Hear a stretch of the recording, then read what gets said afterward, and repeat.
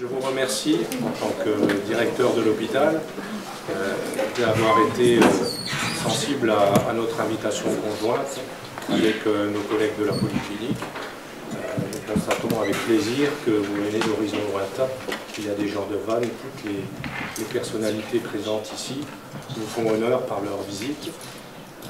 C'est un lieu d'étude ici, c'est aussi un lieu de rencontre.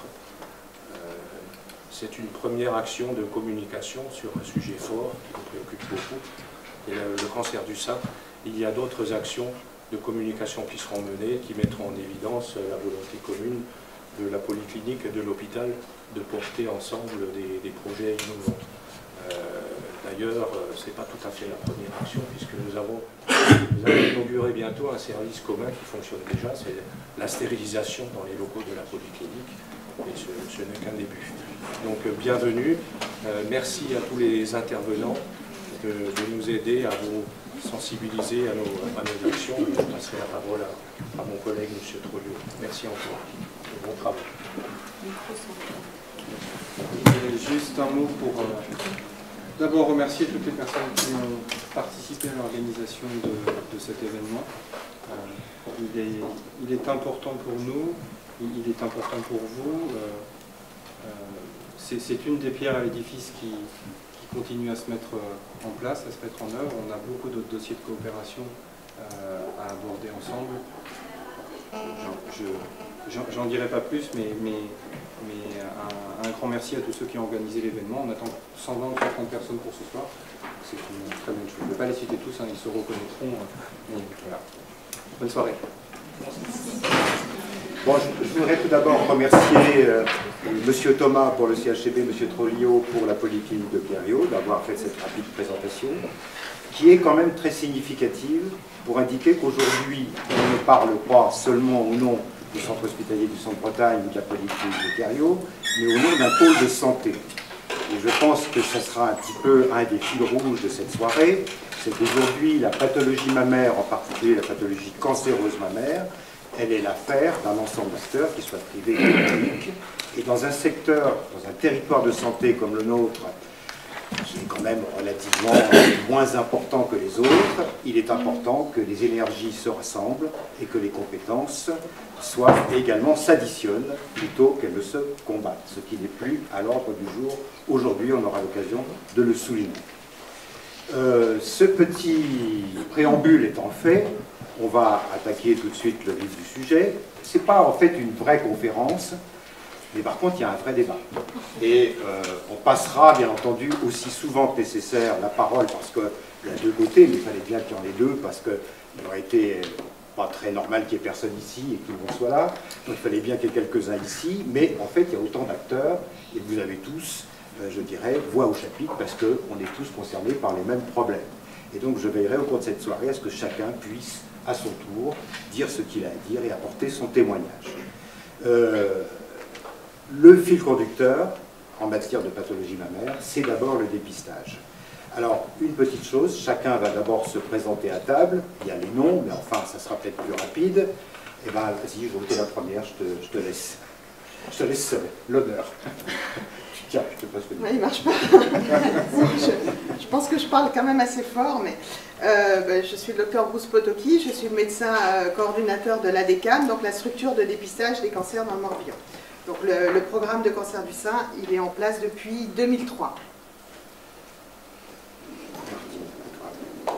Martine Guéné-Hervé, gynécologue obstétricien à l'hôpital de Pontivy. Je suis là depuis 1997 et j'opère les seins. Yves Legras, chirurgien à la polyclinique de Clériot, qui maintenant, depuis le début de l'année, opère les seins à l'hôpital de Pontivy. Je m'appelle Liliane Habert, je suis radiologue à l'hôpital de Clériot et je vais m'occuper de l'activité d'imagerie mammaire au sein de l'hôpital. À ton voisin. Samir Benabdallah, pathologiste au cabinet de Vannes. Nous sommes une équipe qui prend en charge les diagnostics des cancers mammaires et autres cancers. Éric Vivin, oncologue médical au centre Saint-Yves à Vannes. Et récemment, depuis presque 6 mois maintenant, attaché à l'hôpital de Pontivy, où il s'est développé une constellation dédiée à la prise en charge du cancer du sein spécifiquement sur le site de l'hôpital, en collaboration aussi avec sur le pôle de santé du centre Bretagne. Éric Montpetit, radiothérapeute au centre Saint-Yves-Aval et président du réseau régional de cancérologie Conco-Bretagne. Bien, voilà.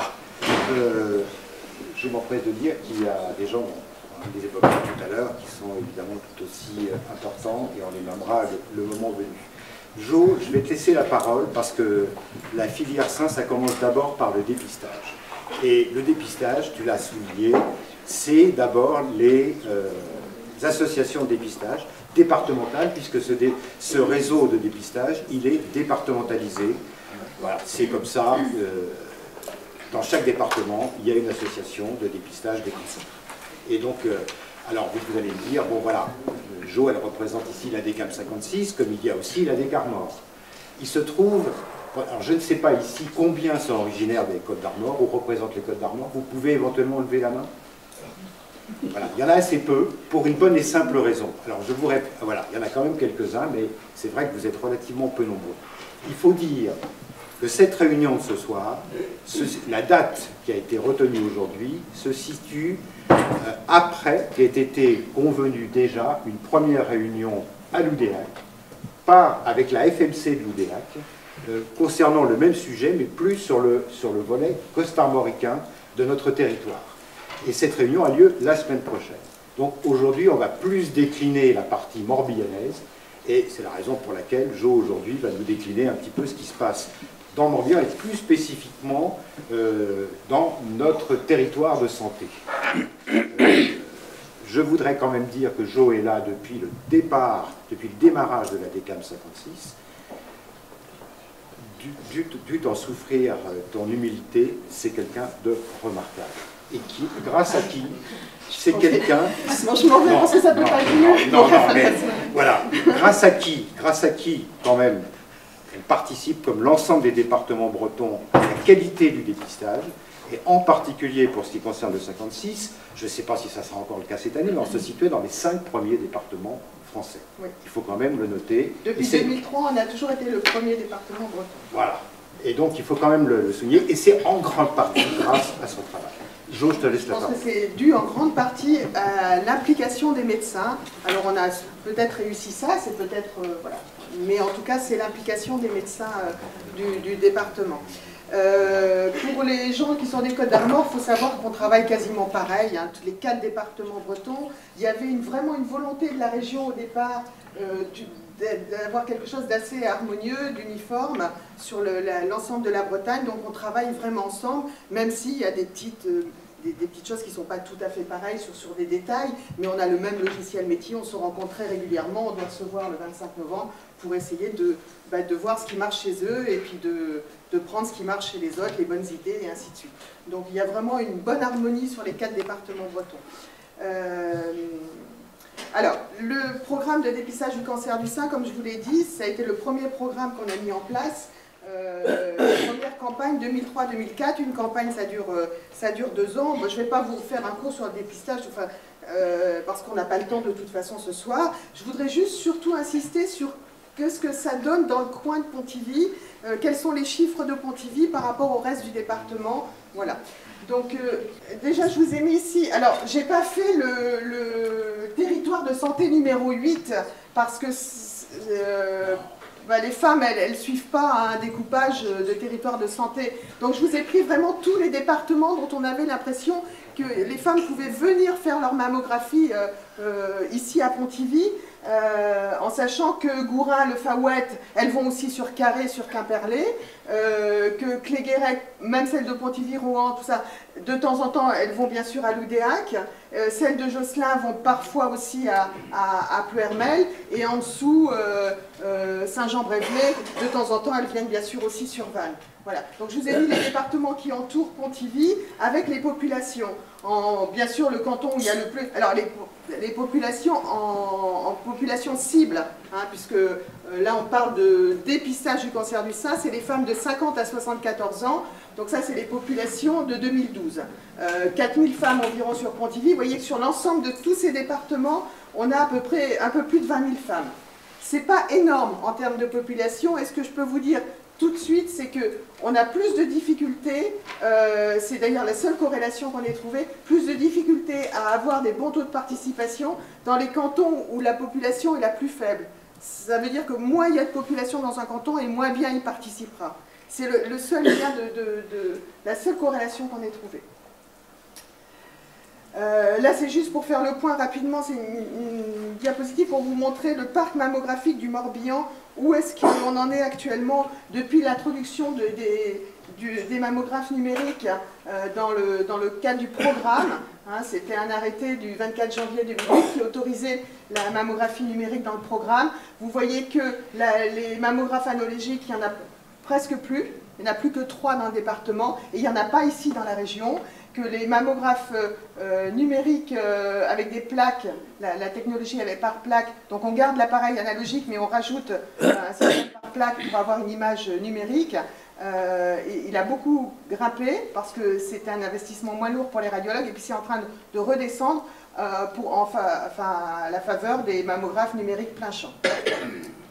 Actuellement, ça c'était l'état des lieux au 31 décembre 2012, 21 sites mammographiques, en sachant que celui de Locminé, il a fermé là maintenant le 30 juin 2013, mais avec l'appareil qui a été rapatrié, qui servira probablement, c'est ce qui est prévu à Pontivy, et qu'il va y avoir un nouveau site, puisqu'il va y avoir l'hôpital de Pontivy à la fin de l'année. Alors voilà ce que c'est en termes de participation. Alors, ce qui était étonnant, c'est, vous voyez ici la zone de Pontivy, on est dans des zones relativement claires. Alors ce qu'on peut dire déjà, c'est que c'est une zone qui ne participe pas bien, mais qui est très disparate, avec quand même des cantons qui participent bien. Le canton de Locminé et le canton de Josselin, c'est des cantons qui participent très bien, qui sont au-dessus de la moyenne du département. Le canton de Pontivy, il participe relativement bien aussi, et celui de Gourin aussi. C'est très disparate. On a un gros problème sur le canton de Guémené, sur Scorff, et un problème sur le canton de Cléguérec. C'est pas lié du tout au nombre de médecins, c'est pas lié à l'implication des médecins. On a vérifié, la seule corrélation, je vous l'ai dit tout à l'heure, c'est qu'on ait trouvé, c'est la population qui est assez basse, ça doit correspondre à une réalité qui est plus profonde, à autre chose qu'un problème d'éloignement des cabinets de radiologie, du nombre de médecins et tout, parce que je vais vous montrer, donc ça c'est les taux de participation, vous voyez ici. Donc les plus bas, Guémené, Cléguérec, et puis des cantons qui participent très bien, avec 2 cantons qui sont au-dessus de 65%. Donc Locminé et Josselin. Le Morbihan, en 2012, c'était 66,9, le taux moyen. Ça nous place au 2e rang de tous les départements français. Et la moyenne française, hein, je vous rappelle, elle est à 52,7, ce qui relativise quand même les taux bas des cantons. Hein, parce que quand on est bas dans un canton du Morbihan, on est la plupart du temps déjà au-dessus de la moyenne nationale. Je vous l'ai remis ici sur un graphique, donc on peut voir quand même que le coin, c'est pas top, parce qu'ici, vous avez le gros paquet, là, ici, des cantons qui participent pas bien, et vous voyez, il y en a beaucoup du coin. Et après, ça monte un petit peu ici. On a l'impression qu'on a un problème équivalent à Guémené ou à Cléguérec, équivalent à ce qu'on rencontre dans les îles, Groix et Belle-Île. Alors je vous ai mis ça, c'est la participation. Quelle est la corrélation? C'est la participation, on ne sait pas, il faudrait faire une étude. Là vous avez, pour vous montrer, c'est juste la corrélation avec c'est la carte pour le dépistage du cancer du côlon. On a eu la surprise, puisque le programme côlon a démarré en 2008, de voir que les cantons qui participaient mal ou bien, c'était la même chose pour le côlon. Donc c'est vraiment lié vraiment aux personnes. Et l'assurance maladie qui voit ces cartes nous dit que c'est la même chose pour nous, pour ce qui concerne la vaccination anti-grippe, les campagnes de vaccination chez les enfants, les préventions dentaires et ainsi de suite. C'est les mêmes cantons, c'est toujours pareil. Vous voyez ce qui est assez étonnant, il y a des trucs qui ne s'expliquent pas. Bon, ici c'est toujours très bien autour de Vannes et tout. Et puis du côté de l'Orient c'est un peu moins bien. Et par contre, le canton de Pont-Scorff, il fait toujours partie des premiers. Donc il y a des choses qu'on n'explique pas forcément, il faudrait faire des études. Et c'est vrai comme ça depuis le début. Hein. Là, je vous ai mis les taux de cancer. Les taux de cancer dépistés pendant 10 ans, la période 2003-2012, donc pendant 10 ans de campagne, en sachant que le Morbihan, actuellement, on a une moyenne pour ces 10 ans de 7,6 cancers pour 1000 dépistages effectués. Vous voyez qu'on est plutôt sur des chiffres inférieurs dans la région. Voilà. À part Cléguérec. Et c'est sur des petits chiffres, parce que comme le canton de Cléguérec ne participe pas bien, on n'a pas beaucoup de dépistage, donc il y a peut-être une sélection médicale des femmes qui vont finalement se faire dépister et qui se sont senties quelque chose. Voilà, donc on ne peut rien en tirer. Je voulais juste vous montrer qu'on essaye de faire des petites actions régulièrement, notamment avec la MSA. Là, c'était une action au mois de juin cette année sur le marché de Pontivy, et je voulais vous faire écouter un spot qu'on a fait, dans le cadre d'Octobre Rose cette année, on a fait faire un spot spécifiquement pour qu'il passe dans le coin, comme ça ne participait pas bien, sur la radio RMN, je ne sais pas si certains d'entre vous l'ont entendu, c'était pendant tout le mois d'octobre. Importante pour détecter un cancer du sein. Vous êtes morbihanaise et vous avez atteint la cinquantaine, ce message s'adresse à vous. Pourquoi faire une mammographie tous les 2 ans? Est-ce qu'elle détecte tous les cancers? Et comment ça se passe exactement? Pouvez-vous choisir le radiologue? Cet acte est-il gratuit? Vous souhaitez connaître les réponses à toutes vos questions sur la mammographie? Appelez l'ADECAM au 02 97 40 29 39 40 29 39 ou parlez-en à votre médecin traitant. C'était un message de l'ADECAM, la structure de gestion en charge des dépistages en Morbihan, avec le soutien des caisses d'assurance maladie et du Conseil général. Voilà, je terminerai juste. J'ai regardé rapidement, comme j'avais proposé de regarder dans les cancers qui sont dépistés, où est-ce que les femmes se faisaient opérer. Parce elles passent toutes en fait dans le réseau Oncovan. Toutes les femmes de Pontivy, j'ai vérifié sur les 2 ans et demi là, qui viennent de passer. Donc bon, j'avais pas le temps, donc je me suis cantonnée juste à Pontivy, au canton de Pontivy, pour voir, donc sur les 23 cancers qui ont été dépistés depuis 2011, il y a 10 femmes qui ont été opérées à la polyclinique de Pontivy. Il y en a 2 qui ont été opérées à la clinique Océane à Vannes. Il y en a 3 qui ont été prises en charge à Rennes, donc au centre anticancéreux, opérées, et sur les 3, il y en a 2 au centre anticancéreux et une au CHP Saint-Grégoire. Il y a 7 femmes qui n'ont pas encore été opérées, donc on ne sait pas où est-ce que... Voilà. Et une dont on sait qu'elle a été opérée, mais on n'a pas l'information. Voilà. Donc finalement, moi j'ai été plutôt agréablement surprise de voir que la proportion était quand même en faveur. Voilà, les femmes se font opérer quand même sur place. Parce que je peux vous dire qu'à Vannes, ce n'est pas forcément le cas. Hein. Pourtant, Vannes, il y a le choix aussi. On a beaucoup de fuites sur le centre René Gauduchot et Catherine de Sienne à Nantes. Hein.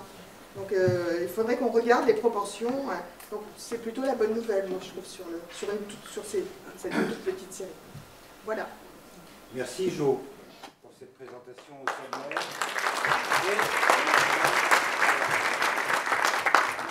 Est-ce qu'à ce stade de notre soirée, il y a déjà des personnes qui souhaitent s'exprimer par rapport justement au dépistage, à leurs ressentis, aux difficultés? Et si vous prenez la parole, j'aimerais que vous vous présentiez, parce qu'on est tous là d'origine un peu diverse. Il y a des médecins, des infirmières, des kinés, des psychologues, et que sais-je, des sages-femmes. Chacun dit un peu schématiquement ce qu'il est, de façon à ce que chacun, voilà, sait auquel nom il s'exprime.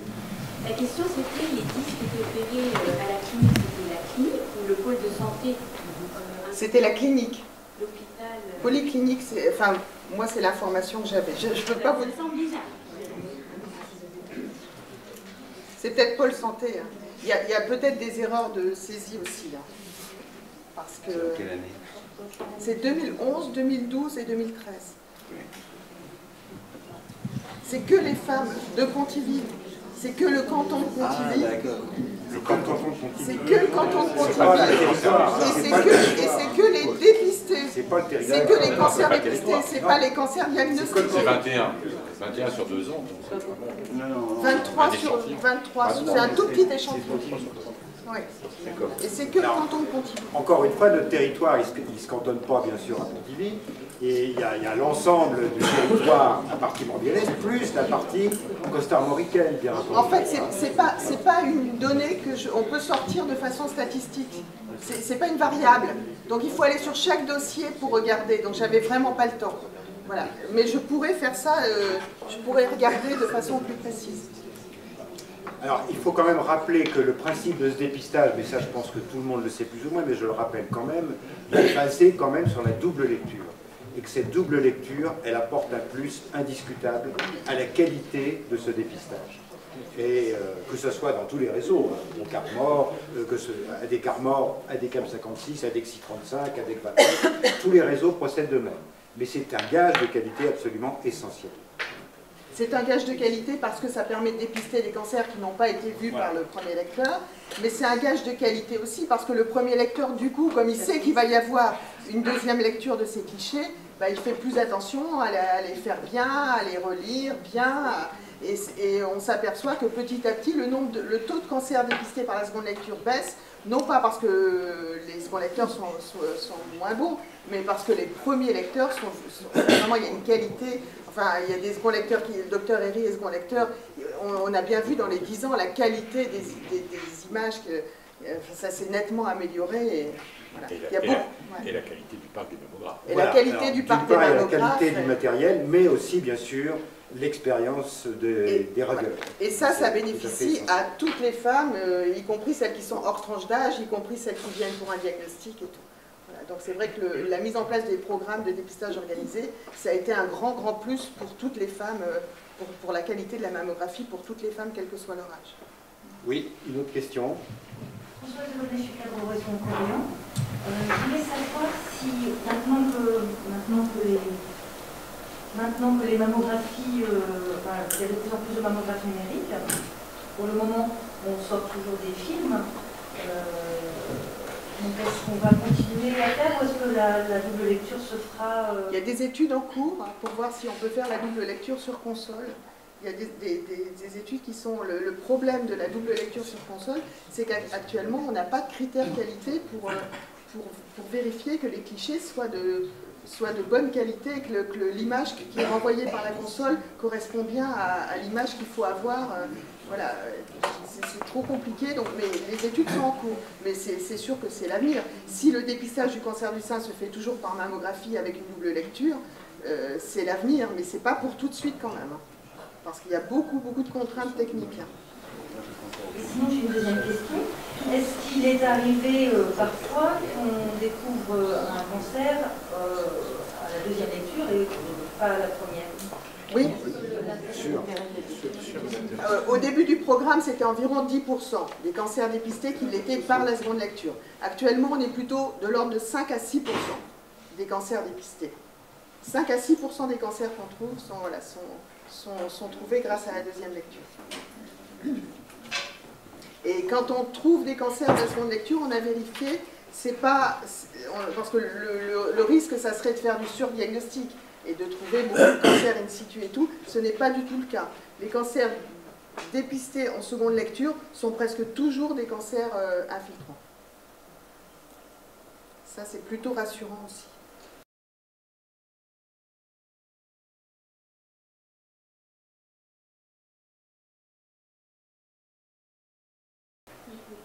Déborah Rouault, kiné à Confie. Est-ce que les patients sont libres de choisir leur lieu de mammographie?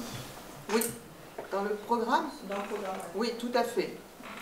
Il faut juste mais c'est le cas pour tous les appareils, il faut juste que l'appareil soit agréé, c'est-à-dire qu'il subisse les contrôles répétés tous les 6 mois par un organisme extérieur, et que le radiologue qui fasse la mammographie soit lui aussi agréé, c'est-à-dire qu'il a suivi une formation spécifique au dépistage, et il s'engage à lire au moins 500 mammographies par an. Et on sait comment ça? On sait comment Oui, pour que le patient sache choisir. Quand on envoie les invitations aux patientes, il y a la liste des radiologues. Et nous, si le radiologue n'est pas agréé, la mammographie, elle arrive chez nous, on la refuse. Elle repart.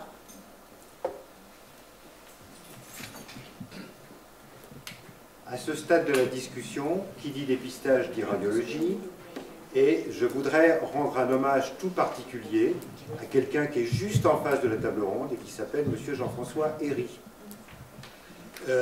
Pour ces dizaines d'années, je ne sais pas combien, mais il y en a un certain nombre, de radiologie et notamment de mammographie, et qui continue toujours à l'heure actuelle, peut-être plus pour un très grand nombre d'années, tu nous le diras, mais en tous les cas, je tenais absolument ce soir à ce que tu as quand même été un des pionniers de la mammographie dans notre territoire. Voilà. Je te remercie. Et maintenant, de la cytoponction. Et voilà. Docteur Le Breton, est-ce qu'on peut savoir le pourcentage de cancers dépistés dans Morbihan dans les 10 ans qui sont écoulés par rapport à la population dépistée? Je vous dis, dans le Morbihan de façon globale, c'est presque 8, puisque là on dépasse même 8 en ce moment. C'est 8 cancers pour 1000 femmes dépistées. Actuellement, on a dépisté depuis les 10 ans, on est à plus de 2500 cancers. C'est énorme. Et par rapport à la population générale, par rapport à la France, on est à la moyenne. La Bretagne est à la moyenne. On n'est pas en dessous, on n'est pas au-dessus ni en dessous. On est pile à la moyenne. À la moyenne, malgré qu'on ait des bons dépisteurs. Non, mais je parle en taux de détection. C'est 8 cancers pour 1000 dépistages. Donc on en fait beaucoup, on en fait 40 000, plus de 40 000 par an. C'est 8 cancers pour 1000 dépistages. Là, c'est vraiment un taux. Hein. C'est pas un... Le taux n'est pas influencé par le taux de participation à la campagne. C'est le nombre total de cancers dépistés. Il peut l'être quand il y a une sélection médicale comme à Cléguérec. Voilà, il peut l'être comme ça. Quand il y a des taux de participation bas, on peut penser que les femmes qui vont se faire dépister, elles craignent plus d'avoir un cancer parce qu'elles se sont senties quelque chose. Donc quand il y a une sélection comme ça médicale, c'est ce qu'on voit actuellement pour le dépistage du cancer du côlon. On a des taux de participation qui sont bas avec une sélection médicale. On sait qu'il y a des gens qui font le test qui ne devraient peut-être pas le faire, et donc du coup on a des taux de cancer sur le peu de personnes qui font qui vont faire le dépistage, on a des taux de cancer qui sont plus élevés que ce à quoi on devrait s'attendre. Mais c'est normal. Voilà.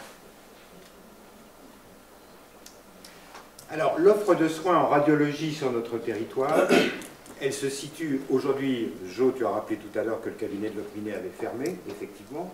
Il y aura donc maintenant 2 possibilités sur le site de Querriot, puisqu'il y en a une qui a toujours et qui existe depuis le démarrage, si je peux dire, sur le cabinet libéral de la polyclinique de Querriot, et un qui va ouvrir très prochainement, dans quelques jours, je crois, sur le centre hospitalier du Centre-Bretagne, avec l'acquisition d'un nouveau matériel performant et de gens également formés, dont Liliane Habert est ici la représentante. Alors Liliane, je vais te passer la parole, de façon à ce que tu nous dises brièvement de quoi il s'agit. Alors bien entendu, cette offre ne se limite pas aux 2 centres de Pontivy, mais aussi avec celui de l'Oudéac, et il y a là ici nos collègues loudéaciens qui sont là, et qui participent grandement, bien sûr, à ce dépistage, aussi bien d'ailleurs pour une partie de la population morbihannaise que pour la partie costarmoricaine et en particulier loudéacienne. Je vais parler du plateau technique de notre nouveau service. L'offre qu'on donne, mammographie numérique. On a un mammographe numérique dernière génération équipé d'une tomosynthèse. On a aussi un nouvel échographe avec une possibilité de faire l'élastographie. Je vais après détailler c'est quoi. Après, on peut faire des biopsies mammaires sous échographie ou stéréotaxie. Les repérages aussi préopératoires par marquage cutané ou par pose de harpon sous échographie. En plus, l'IRM mammaire et le scanner comme pour le bilan d'extension après diagnostic d'une lésion mammaire cancéreuse. Pour la mammographie numérique avec la tomosynthèse, on est installé au rez-de-chaussée, au CHCB, juste à côté du service de l'imagerie. Et ce sont vraiment des locaux spacieux qui ont été pensés pour assurer le confort et la confidentialité aux patientes qui viennent pour la réalisation de ces examens. Ça, c'est notre nouvel mammographe. C'est un Siemens. Je crois que tout le monde veut savoir quels sont les bénéfices pour les patientes par rapport aux anciens systèmes. Premièrement, la rapidité de l'examen, la meilleure définition de l'image, la diminution de l'irradiation, après la tomosynthèse. Comment la rapidité? On n'a plus de cassettes à développer. le cliché définitif et en quelques secondes, de 3 à 4 secondes, les images sont transférées à la console d'interprétation. Après, en quelques secondes, le cliché définitif, on l'a. Alors, il y a un temps d'examen qui est globalement diminué. Une meilleure résolution spatiale et en contraste. Pour moi, la chose la plus importante, c'est une diminution de la dose d'irradiation. Vous savez que maintenant, tout le monde, c'est très important qu'on diminue les doses et tout. Alors, il y a une réduction de la dose de 20 à 30% par rapport aux plaques ERN. Une réduction de 25% supplémentaire grâce au cliché sans gris. Autre chose très importante, sans ce système, on avait l'habitude de faire beaucoup de clichés localisés. Ça augmentait indirectement la totalité de la dose par rapport à l'examen. Il y a des gens qui aiment beaucoup faire des clichés localisés, ou bien il y a des images qui posent problème, alors on est obligé de faire des clichés localisés. Et ça, c'est indirectement une augmentation de la dose. Alors, grâce à la tomosynthèse, on fait moins de nombre de clichés. Alors ça compense un peu le fait qu'un cliché de tomosynthèse, c'est à peu près 1,2 d'un cliché standard. Mais on fait moins de clichés localisés. Alors c'est comme ça qu'on peut diminuer la dose. C'est un système simple. Quand on a un angle de balayage grand, on peut bien séparer les structures. Alors la tomosynthèse sert plus dans la séparation des structures qui sont superposées. Je vais vous montrer des images, on voit mieux la lésion parce qu'il n'y a pas cette superposition. On enlève cette superposition, on écarte les structures plus, alors on voit ce qu'il y a autour. Alors c'est une tomographie numérique avec un large angle de balayage pour mieux séparer les structures, avec une reconstruction d'une pile de coupe millimétrique. La tomosynthèse a des performances supérieures dans les scènes denses. Il y a une augmentation du nombre de cancers dépistés par un facteur de 1,3 à 1,4 par rapport à la mammographie 2D seule. Alors la tomosynthèse, c'est un grand plus. Elle localise la lésion en 3D et diminue en conséquence le taux de rappel. Elle améliore le diagnostic et elle diminue le faux positif et les faux négatifs. Alors le nombre de biopsies diminue. Là, c'est l'article qui était dans la revue de l'Écho en octobre 2012 et qui parle de la tomosynthèse en disant qu'elle permet de voir dans le sein ce que les techniques standards en 2D ne voient pas. Et selon une étude norvégienne récente, la tomosynthèse permet de dépister de 20 à 30% de cancers de plus que les techniques standards. Là, je vous montre des images de mammographie standard. Il n'y a pas de tomosynthèse. Et ces mêmes images, je vais vous les montrer avec la tomosynthèse. Alors là, on ne devine pas trop qu'est-ce qu'il y a. Ça peut passer facilement en disant qu'il n'y a rien, ou bien on fait des clichés localisés sur plusieurs régions.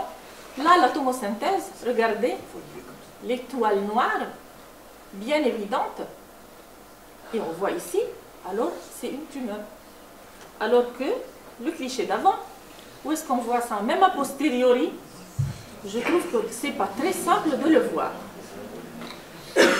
Alors, ça devrait se situer là, ou là, mais ça peut aussi se situer ailleurs, c'est des scènes denses.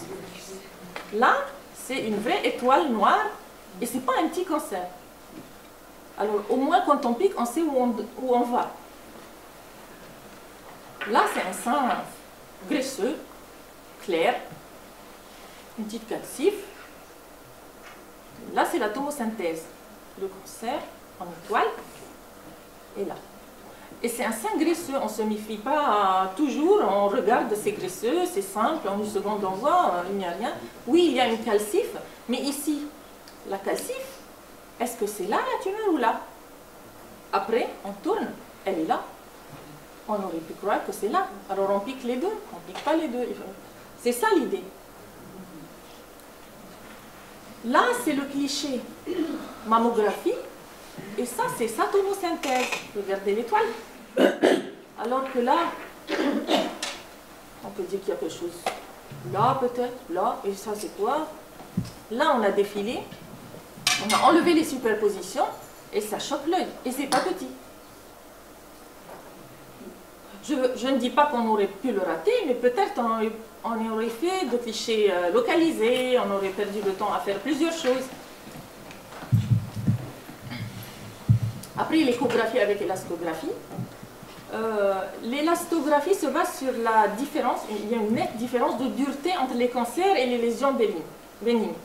Le tissu sain est souple, il est élastique, alors qu'un tissu dur, il est d'habitude tumoral. Alors, on fait un examen échographique couplé à cette technique d'élastographie sur un nodule qu'on a trouvé. On veut voir la dureté du nodule pour confirmer une image douteuse. C'est un peu comme le Doppler avec des couleurs, des références de couleurs. C'est simple. On met la sonde sur la lésion, on divise l'écran et selon l'échelle de couleurs, elle oriente vers la dureté de l'image. C'est quoi le mécanisme? On envoie une sonde, on envoie par la sonde un... Pardon, ça ne marche pas. On envoie par la sonde une onde acoustique. Cette onde, elle fait un cisaillement des tissus de la lésion, puisqu'elle est sur la lésion, et après elle génère une autre onde. Alors l'onde qui est rentrée dans le tissu, elle fait un cisaillement, et elle génère encore une onde par le tissu, et cette onde, quand elle est récupérée par la sonde, on mesure sa vitesse, et la vitesse est corrélée à la dureté de la lésion, et selon l'échelle des couleurs, on peut savoir si elle est dure, elle n'est pas dure. Ça peut aider. Après, on peut faire des biopsies mammaires sous échographie. La microbiopsie, on l'a fait sous anesthésie locale avec guidage échographique pour toutes les lésions mammaires suspectes, visibles en échographie. L'échantillon tissulaire est ensuite envoyé au labo d'anatomopathologie pour l'étude cytologique et histologique du tissu prélevé. On peut faire aussi un repérage préopératoire sous échographie ou même avec un marquage cutané. Pour les lésions infracliniques, un marquage cutané ou pose de harpon sous échographie. Là, à l'échographie, on voit la lésion, on pose le harpon dedans, sous échographie, ou même sous stéréotaxie. Après l'IRM, il faut être prudent avec l'IRM parce que c'est un examen qui est vraiment, qui a des indications bien codifiées, des indications. On ne peut pas faire des IRM à tout le monde parce que ça pose parfois plus de questions que ça donne de réponses. On le fait avec injection, c'est un examen non irradiant. Il a une excellente valeur prédictive négative, mais sa sensibilité, une bonne sensibilité, mais sa spécificité est vraiment mauvaise. Alors, il faut vraiment que ça soit fait avec les bonnes indications pour qu'on ne soit pas perturbé et jamais en première intention, sauf chez les patientes mutées. Et sa réalisation doit toujours faire l'objet d'une discussion pluridisciplinaire. Les indications vraiment strictes de l'IRM, c'est les patientes à haut risque avec des seins denses, la détection de foyers carcinomateux sur seins cicatriciels, ou après reconstruction mammaire, la vérification de l'intégrité d'un implant mammaire, la détection d'une multicentricité carcinomateuse, et en préopératoire pour évaluer la réponse tumorale après chimio néoadjuvante, ou la recherche d'un primitif mammaire si jamais il y a des métastases ganglionnaires d'origine incertaine. Après, on fait les scanners aussi au service pour les bilans d'extension en préthérapeutique. C'est mes coordonnées, je suis toujours disponible si jamais vous voulez poser des questions, vous voulez prendre un rendez-vous rapide pour une patiente. On va commencer le 18 novembre. Merci.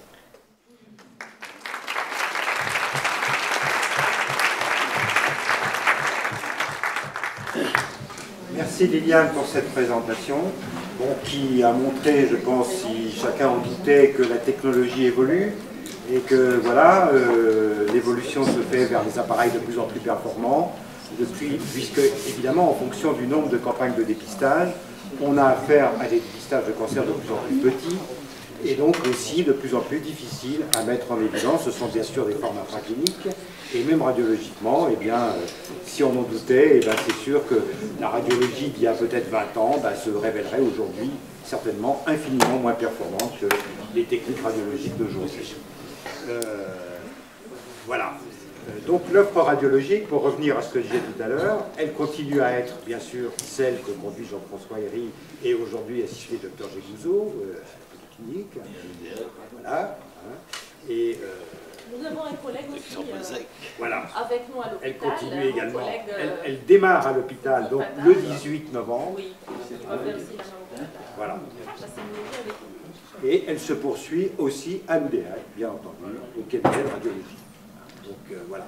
L'objectif étant de faire en sorte, et on a vu tout à l'heure qu'il y avait des territoires qui répondaient moins bien que d'autres, de faire en sorte que les délais d'attente puissent être raccourcis, si possible, parce qu'ils sont quelquefois, c'est vrai que ça peut décourager certaines personnes d'attendre quelquefois 2 mois pour avoir un rendez-vous, et que plus on aura des délais rapides, ben mieux ce sera, et moins ça découragera un certain nombre de patients de pouvoir venir se faire dépister dans le cabinet de radiologie du territoire. Bon, alors on va peut-être poursuivre, car les questions vont peut-être venir au fur et à mesure. Qui dit radiologie dit aussi biopsie possible. On l'a évoqué, Viviane en a parlé, mais celui qui, en la matière, a la plus grosse expérience sur le territoire, c'est quand même Jean-François Héry. Est-ce que tu peux, Jean-François, nous faire part, pendant quelques instants, de ton expérience en la matière? Ça nous intéresse. Nous pratiquons les biopsies mammaires depuis une dizaine d'années. Je dois dire qu'on en fait beaucoup. Beaucoup trop, malheureusement, parce qu'on dépiste, on trouve énormément de cancer du sein. Alors, on a vu avec Jo que les patientes qui passaient par la DECAM étaient de 50 à 74 ans. Malheureusement, on trouve beaucoup de cancers, c'est des femmes beaucoup plus jeunes, et donc elles bénéficient aussi de biopsies. Je dois faire à peu près 3 biopsies par semaine, et sur lesquelles il y a, comme on cible quand même beaucoup, et on ne voit pas n'importe comment, on a 80% de positivité de carcinome. Oui, la valeur prédictive positive des biopsies, en tout cas, c'est à peu près 75-80%. Ouais. Donc c'est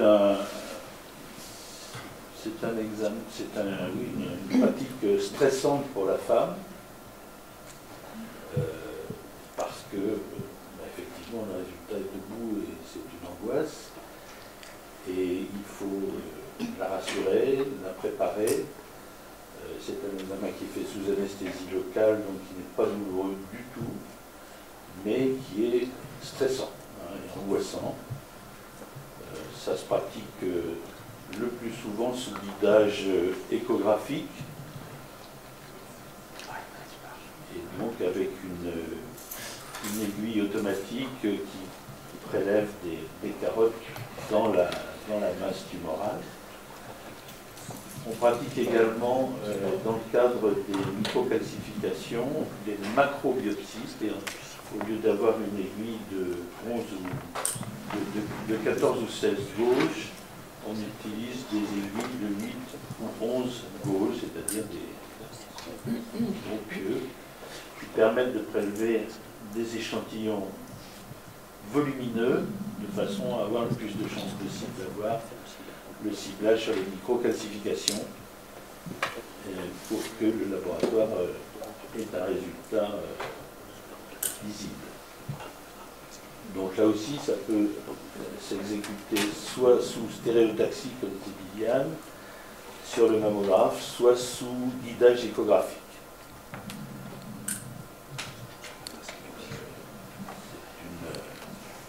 C'est une pratique qui rend service, et il est important de maintenir dans le secteur.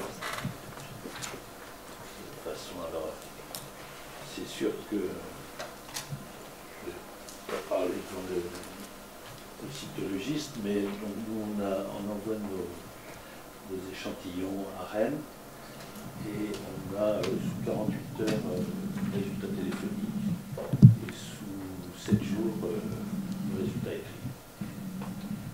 Quand même pas très fréquent. Voilà. Merci pour ton témoignage.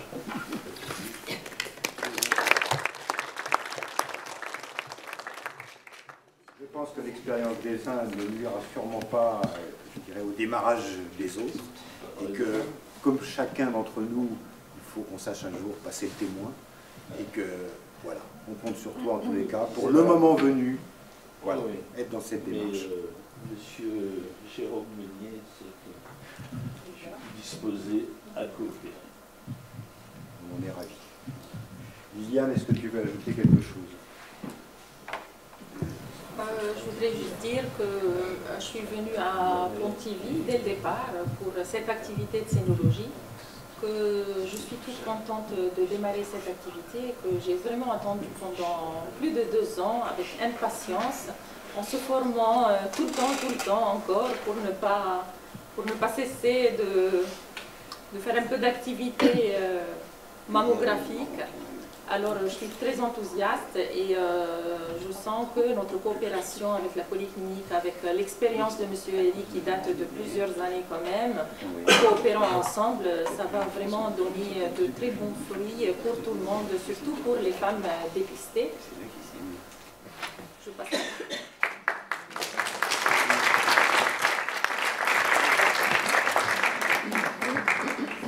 La parole est aux cytologistes et aux pathologistes. Aux pathologistes, c'est le terme consacré pour définir donc notre spécialité. Donc les pathologistes, anciennement appelés anatomo-cytopathologistes, interviennent dans cette chaîne de diagnostic. On n'est pas visible comme nos confrères qui sont face aux patients, mais nous, on reçoit les prélèvements de ces patients. Donc on se trouve à l'ultime chaîne de ce processus de diagnostic et nous apportons ce que nous on appelle, et la profession aussi appelle, le diagnostic de certitude. Donc le diagnostic est suspecté, posé par le clinicien, le radiologue, et il nous confie des prélèvements que nous examinons et on apporte un diagnostic de certitude. Donc l'anatomopathologie est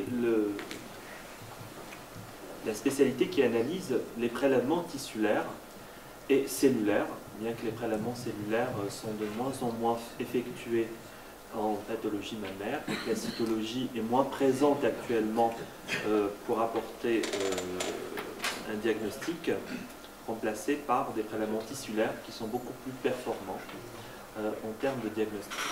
Donc la prise en charge de ces cancers passe par un diagnostic établi par un médecin pathologiste qui non seulement définit le cancer, donc il sera classé, ce cancer aura une classification particulière, et apporte en plus actuellement des éléments qu'on appelle des éléments histopronostiques, c'est-à-dire qu'au terme de cet examen, on pourra définir quel est le type de cancer, mais également quelle est l'attitude thérapeutique vis-à-vis de cette tumeur maligne, notamment en matière de prescription de thérapie ciblée. Donc, pour schématiser un peu, on reçoit un prélèvement tissulaire, donc une microbiopsie ou une macrobiopsie. Celle-ci va subir un certain nombre de techniques, un temps technique qui est différent en fonction du volume tissulaire. Une pièce opératoire nécessitera bien entendu un délai beaucoup plus lent qu'une microbiopsie ou une macrobiopsie. Après ce temps technique qui est incompressible, lié à la fixation, un certain nombre de techniques faites par un technicien formé. Au terme de cela, on a une lame, et c'est l'analyse de cette lame qui nous permet de faire un diagnostic. Donc grosso modo, on pourra avoir un diagnostic assez rapidement, en 24 heures, si le prélèvement est acheminé le matin. En termes de biopsie, j'entends pas de pièce opératoire, de biopsie, la biopsie est acheminée le matin, la patiente pourra avoir un diagnostic grâce à une technique rapide qui est spécifiquement destinée à des prélèvements urgents, comme pour le cancer du sein ou autre cancer. La patiente pourra avoir un diagnostic en fin d'après-midi, au plus tard, 24 heures plus tard, c'est-à-dire en 48 heures, on a un diagnostic établi avec des paramètres, notamment des biomarqueurs. Donc ce que je voulais dire initialement en me présentant, c'est que notre cabinet s'insère dans une plateforme de biologie moléculaire, parce que le diagnostic n'est pas seulement morphologique, mais également parfois moléculaire. Et le cas échéant, nous transmettons nos prélèvements pour une étude de biologie moléculaire, notamment pour déterminer un certain nombre de marqueurs, notamment l'HER2, donc, qui est une protéine surexprimée dans certains cancers et qui permettrait de donner un traitement bien spécifique. Donc, pour être un peu schématique, on a besoin d'un certain temps pour répondre, effectivement, qui est lié à la technique. La technique est incompressible, mais on peut intervenir assez rapidement pour effectivement diminuer les temps d'attente et pour agir, pour avoir un diagnostic à temps, pour une prise en charge optimale, parce que les délais sont très importants en matière de prise en charge en cancérologie. Voilà.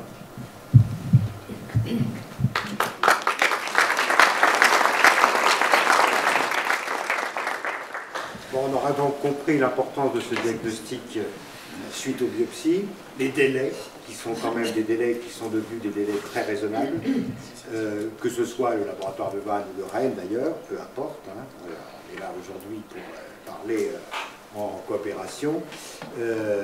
Une fois que cette patiente va être étiquetée quelque part, comme étant porteuse d'un cancer du sein, elle va rentrer dans un autre domaine qui est celui des cliniciens et des chirurgiens.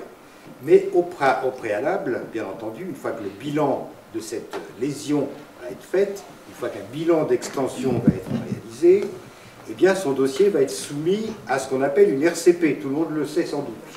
Une RCP, c'est une réunion de concertation pluridisciplinaire qui existe sous l'égide des réseaux de cancérologie. C'est pas une vue de l'esprit comme ça de quelques professionnels.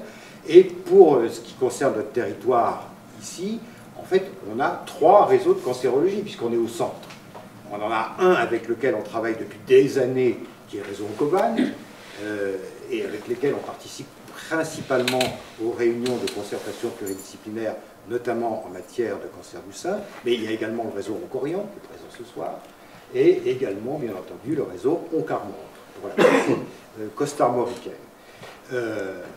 Ce dossier, il est donc soumis à cette RCP, où se retrouvent regroupés un certain nombre de professionnels, chirurgicaux, anatomopathologistes, radiologistes, chimiothérapeutes, radiothérapeutes.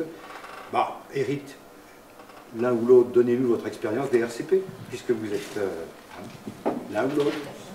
Eric, tu as la parole. Alors, la RCP, la réunion de concertation pluridisciplinaire, elle a été validée et rendue entre guillemets obligatoire il y a environ une dizaine d'années. Lors du premier plan cancer, ça a été le premier élément de qualité de prise en charge des soins. Alors comme il fallait le décliner, il a été décidé de créer des réseaux régionaux. Ces réseaux régionaux n'étant pas là pour soigner, mais étant là pour donner les clés des outils pour bien soigner les gens.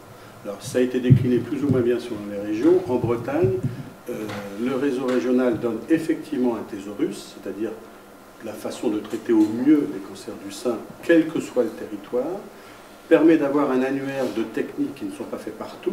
Si une technique, on pense qu'elle est meilleure pour une patiente qu'une autre technique, qu'elle ne se fait pas dans le territoire, les gens et les personnels qui le prennent en charge doivent savoir à qui l'adresser. Et surtout, le réseau régional a décidé d'une charte des RCP, parce qu'on peut très bien dire je fais une RCP, mais la RCP, ça pourrait être fait au coin d'une table entre un chirurgien et un radiothérapeute qui décide ce qu'ils vont faire. En fait, c'est pas comme ça. Il y a des règles très précises. Il faut un certain nombre de professionnels. Il faut effectivement au mieux un chirurgien, un gynécologue, un radiothérapeute, un chimiothérapeute. Nous, on essaie d'avoir, et on l'a toujours en gynécologie et en scénologie dans le réseau Oncovan, un anatomopathologiste, parce que comme vous l'avez expliqué, de là dépend beaucoup de choses. Selon des critères que va définir l'anatomopathologiste, il peut y avoir ou non chimiothérapie. Et c'est tout un pan thérapeutique qui peut être difficile à supporter, et donc il faut être sûr que l'indication soit bien portée. C'est pour ça aussi qu'il faut bien insister sur les délais. Il vaut bien parfois mieux attendre un délai de 3-4 jours pour savoir ce qu'on va proposer à la patiente, que de vouloir lui donner un diagnostic rapide en disant c'est pas un cancer qui paraît très agressif, donc vous allez avoir ça et ça, et quand on la revoit, de lui dire écoutez, on s'est un peu trompé, et finalement, plutôt que d'avoir une radiothérapie seulement après la chirurgie, vous avez aussi une chimiothérapie. À ce moment-là, elle n'est pas très contente et on la comprend. Donc le réseau régional, il organise il n'organise pas les RCP, il donne les outils. Ensuite, dans chaque secteur, effectivement, alors il y en a 8 en Bretagne, seul le secteur 8 n'a pas de RCP bien défini, parce qu'effectivement, il est au centre de tout. Et le secteur 8 a décidé de façon historique, il y a maintenant une quinzaine d'années, de se rattacher à Oncovan. Mais ce qui ne veut pas dire que le dossier étant discuté lors de la RCP d'Oncovan, on va être traité par l'équipe Vannes-Thèse. Si on habite plus près de Saint-Brieuc que de Vannes, le dossier est discuté sur la RCP d'Oncovan, mais la personne aura sa chimiothérapie et sa radiothérapie au plus près de chez soi. La discussion et l'importance d'avoir un thésaurus commun dans une région, c'est qu'on habite Loudéac, on habite Lorient, on habite Quimperlé, on habite Vannes, on habite La Roche-Bernard, on est traité de la même façon, puisque la façon de traiter est la même. Donc j'aurais tendance à dire que ce n'est pas la peine d'aller se précipiter au centre Neugo-du-Chau à Nantes ou au centre Eugène Marquis à Rennes en pensant avoir le meilleur traitement. Le traitement, il est pareil partout. On a maintenant des outils informatiques qui permettent, dès la RCP qu'ils vont mettre en place l'année prochaine, de savoir si une personne peut rentrer dans un essai thérapeutique avec des thérapeutiques nouvelles dans des essais de phase 1, phase 2, phase 3, dès la RCP. Donc, j'aurais tendance à dire, ne vous précipitez pas à vouloir avoir des rendez-vous que vous aurez parfois à 4 ou 5 semaines dans un centre anticancéreux, alors vous aurez le même rendez-vous avec la même qualité de soins dans un établissement au plus près de chez vous, à une semaine au lieu d'avoir 3 ou 4 semaines. Ça, c'est le réseau régional qui le décide. Et ensuite, la partie pratique périphérique, c'est les réseaux sectoriels, donc Oncovan, Oncarmor, Oncorian, qui ensuite délivrent la façon de faire la RCP, soutient la RCP par le secrétariat, et ensuite, théoriquement, et ça se fait de plus en plus, après l'annonce du traitement, va pouvoir avoir une vision globale de la prise en charge, non seulement thérapeutique, on va dire à la patiente, vous allez avoir une chimiothérapie ou vous n'aurez pas de chimiothérapie, mais derrière tout ça, il y a aussi tout le problème, le volet social, psychologique, et là, les réseaux sectoriels sont là pour aider les professionnels à prendre en charge. Une chimiothérapie chez une maman qui a des enfants en bas âge, ça entraîne des problèmes de garde, et théoriquement, le réseau sectoriel est là pour aider à la prise en charge. Il va pouvoir offrir une dimension sociale avec du temps d'assistance sociale qui va permettre de prendre tout ça en charge. Là encore, le réseau régional peut donner des outils, mais ce n'est pas lui qui va l'organiser en périphérie. Nous, le réseau régional est un réseau fédérateur pour donner des thésaurus, des chartes de fonctionnement, des outils pour permettre la prise en charge dans des essais thérapeutiques qui peuvent être non négligeables, et l'ouverture sur des techniques qui ne sont pas faites partout, mais qui peuvent être intéressantes pour chacun des patients. On va prendre par exemple dans le cancer du sein, on a une dimension maintenant d'oncogénétique parfois. Le réseau Onco-Bretagne a donné une clé pour pouvoir avoir une indication au nom de consultation oncogénétique, et on peut à ce moment-là avoir une consultation rapide auprès des professionnels qui se situent soit en périphérie, peu, beaucoup à Rennes. Donc voilà pour ce qui est de la RCP. Donc la RCP, c'est dans le cadre de la céno et gynécologie, comme il y a quand même pas mal de patientes, c'est toutes les semaines, le jeudi soir. Alors là, ils ont fait sans nous, mais il y a d'autres radiothérapeutes et d'autres chimiothérapeutes qui ont travaillé aujourd'hui. Chacun son tour. Hein. Chacun son tour. C'est de 19h à 20h30, 21h, selon le nombre de dossiers qui sont à passer. Et toute patiente qui va avoir un traitement a son dossier discuté pour que l'ensemble des professionnels puissent... un diagnostic. Voilà, qu'il y ait un diagnostic. Voilà. Et parfois même, si on prend le sein, c'est généralement après le diagnostic, mais si on prend l'ovaire, la RCP va même parfois discuter avant le traitement. Donc, selon les localisations, on discute avant ou après l'obtention d'un traitement. Et chaque dossier est discuté, et quelle que soit la ligne thérapeutique, supposons qu'on ait décidé d'un traitement chez une patiente et que l'oncologue médical, quand il voit la patiente, se dit ben, on ne peut pas faire celui-là parce qu'elle avait oublié de dire au premier médecin qu'elle avait fait un infarctus dans les années 90, le dossier va repasser pour rediscuter de la meilleure démarche thérapeutique. Donc chaque phase thérapeutique est discutée en RCP. Du diagnostic, parfois de la chimiothérapie avant la chirurgie, du geste chirurgical, de la radiothérapie, de la chimiothérapie adjuvante, et même vers la fin, décider ou non quels sont les meilleurs soins de support et les soins palliatifs. Merci pour cet éclairage. On est en Bretagne, toute RCP confondue, la deuxième région de France aussi, pour le nombre de dossiers RCP informatisés. Il faut savoir que par le biais de la plateforme Télésanté, on a des fiches RCP qui sont informatisées, ce qui fait que si un patient a été discuté à Rennes et qu'elle vient s'installer à Vannes, par le biais de la plateforme, je peux avoir accès au dossier à partir du moment où elle me donne les clés d'ouverture. Et ça, on est une des régions où on a le plus avancé là-dessus. Le nombre de médecins de RCP en Bretagne, c'est l'équivalent sur une année de 40 temps équivalent temps plein de travail médical. Donc ça occupe 40 spécialistes, l'équivalent. 40 temps plein par an en Bretagne sont occupés à faire ça. Donc voilà sur les RCP. Peut-être ça interpelle certains d'entre vous, certaines d'entre vous. Bon, ben on va avancer. On va peut-être venir au fur et à mesure. Cette patiente, ben, une fois que son dossier est passé en RCP, entre parenthèses, avec son consentement, on ne peut pas passer un dossier de RCP sans le consentement de la patiente, évidemment, on peut refuser. Hein. Et la conclusion de la RCP est envoyée à son médecin traitant et éventuellement à ceux qui ont présenté le dossier aussi. Et il appartient, bien entendu, in fine, après le retour de cette RCP, de discuter avec la patiente de la suite de son traitement. Et dans un bon nombre de cas, ce traitement sera au démarrage essentiellement chirurgical. Et là, je vais en profiter pour passer la parole à mes deux autres collègues qui sont là ce soir, à savoir Martine Dénervé et Yves Legras. Martine, d'un Eurofemme, à toi.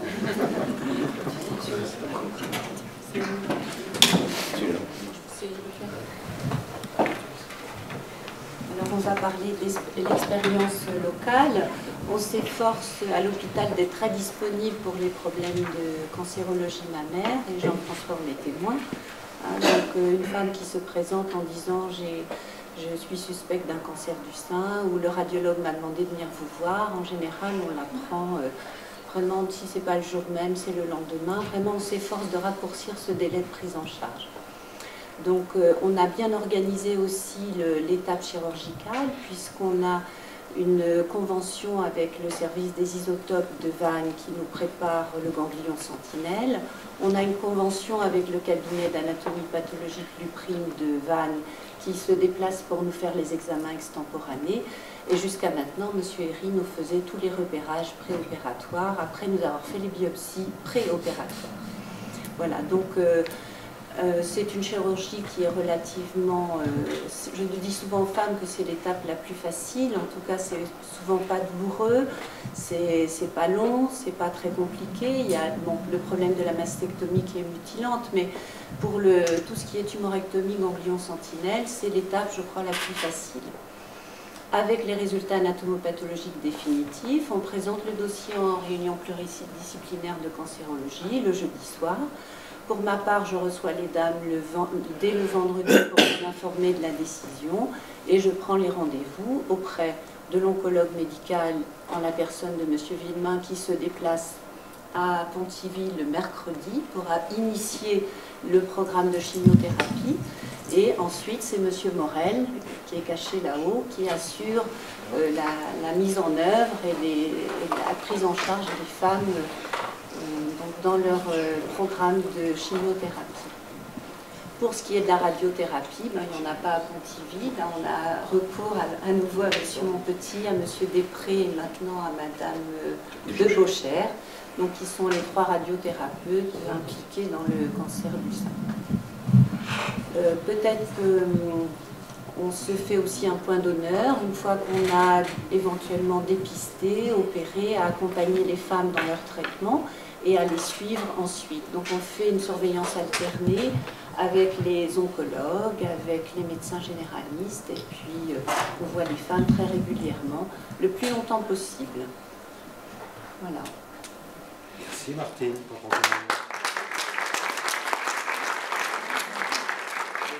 Je vais vous faire un petit historique du traitement chirurgical du cancer du sein. Ben oui. Qui a commencé au début du siècle dernier par l'intervention dite de Hallstedt qui consistait sur chaque cancer de sein, mais souvent ces cancers du sein étaient diagnostiqués tard, à retirer non seulement le sein, mais les pectoraux, les muscles pectoraux, à réaliser un curage axillaire et parfois un curage mammaire interne. Cette intervention a été abandonnée parce que trop mutilante, trop dégradante, d'autant qu'après il y avait le début de la radiothérapie qui continuait à abîmer les femmes, qui entraînait des gros bras, il y avait des résultats qui n'étaient pas satisfaisants. Là-dessus est arrivée une intervention beaucoup moins mutilante, mais quand même dégradante parce qu'elle consistait en ablation du sein, qu'on appelle l'intervention de Pathé, avec curage axillaire, puis radiothérapie. La chimiothérapie n'existait pas encore à l'époque ou était balbutiante. Et en faisant ces interventions, les patrons, à l'époque mon patron, le professeur Verhaeghe de Lille, les patrons se sont aperçus qu'en faisant des interventions moins mutilantes, en faisant des mammectomies partielles ou des tumorectomies avec des curages, on avait exactement les mêmes résultats finaux. D'autant que la radiothérapie s'affinait et que la chimiothérapie commençait à arriver. Maintenant, on en est arrivé, comme Martine le disait, à faire des mammectomies ou des tumorectomies partielles avec le ganglion sentinelle. Qu'est-ce que le ganglion sentinelle ? Vous devez savoir que quand on réalise un curage axillaire complet, on a une chance sur 2 d'avoir un gros bras post-opératoire et post-radiothérapie. Donc on s'est aperçu qu'en faisant un traitement ciblé sur un ganglion qu'on appelle le sentinelle, et si on ne retire que celui-là, on va avoir beaucoup moins de dégradation en axillaire, et avec un résultat définitif identique. Mais à savoir quand même que ce ganglion axillaire sentinelle ne peut être est examiné immédiatement par l'anatomopathologiste pendant l'intervention. Que ce dernier peut nous répondre qu'il est négatif. On est donc tout content, on ne va pas plus loin. Par contre, ce ganglion est réexaminé quand les anatomopathologistes arrivent à leur cabinet et il peut redevenir positif. Et s'il devient positif, il faut qu'on réintervienne. Il y a donc possibilité de 2 interventions pour la même chose, mais c'était pour éviter les inconvénients du curage axillaire. Voilà où nous en sommes actuellement en chirurgie, en espérant faire encore des progrès.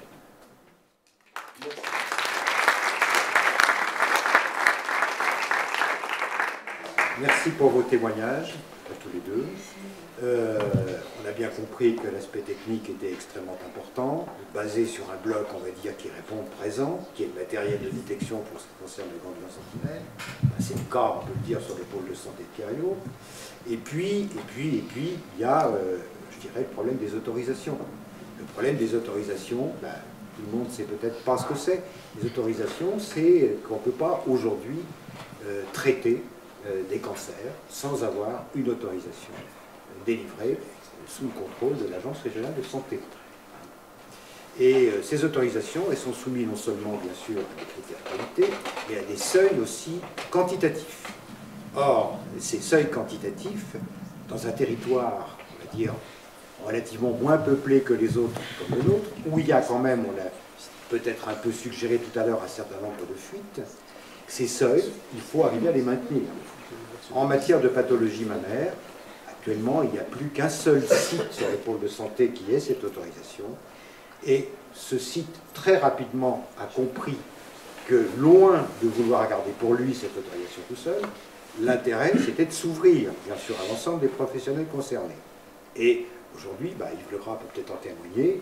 Vas-y Yves, je te laisse en parler un peu, si tu veux. En effet, les seuils obligatoires pour pouvoir continuer à opérer des seins dans un établissement, c'est le seuil de 30 patientes par an. Et à la polyclinique, j'étais arrivé les 2 dernières années à 28, 27, 25. Et donc l'autorisation nous a été supprimée à la polyclinique, raison pour laquelle j'ai demandé l'autorisation au directeur de l'hôpital, M. Dupont à l'époque, de venir opérer chez lui. Après quelques temps d'hésitation, cette autorisation m'est arrivée. Je peux donc continuer à opérer ces cancers du sein à l'hôpital, au CHB de Querrieux, avec grand bonheur. Moi qui fais ça depuis 35 ans, ça m'aurait fait mal au cœur de ne pas pouvoir terminer ma carrière sans me mettre un petit sein dans la main quand même.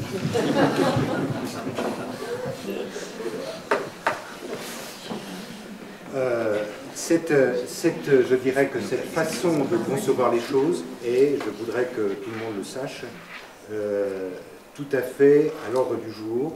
Aujourd'hui, l'époque n'est plus, je dirais, à se tirer un certain nombre de scuds entre établissements ou concurrents, mais à, encore une fois, fédérer les énergies.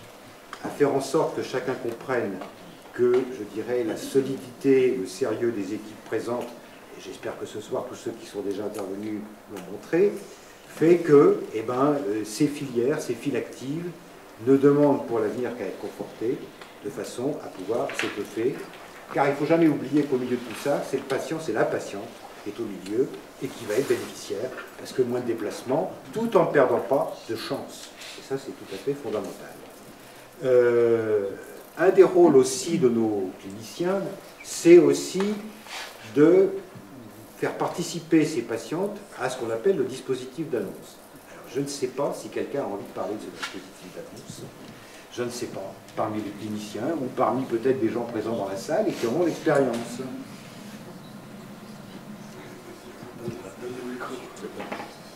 Bah, l'espérer. Où tu veux. Vas-y, Eric. Laisse la parole.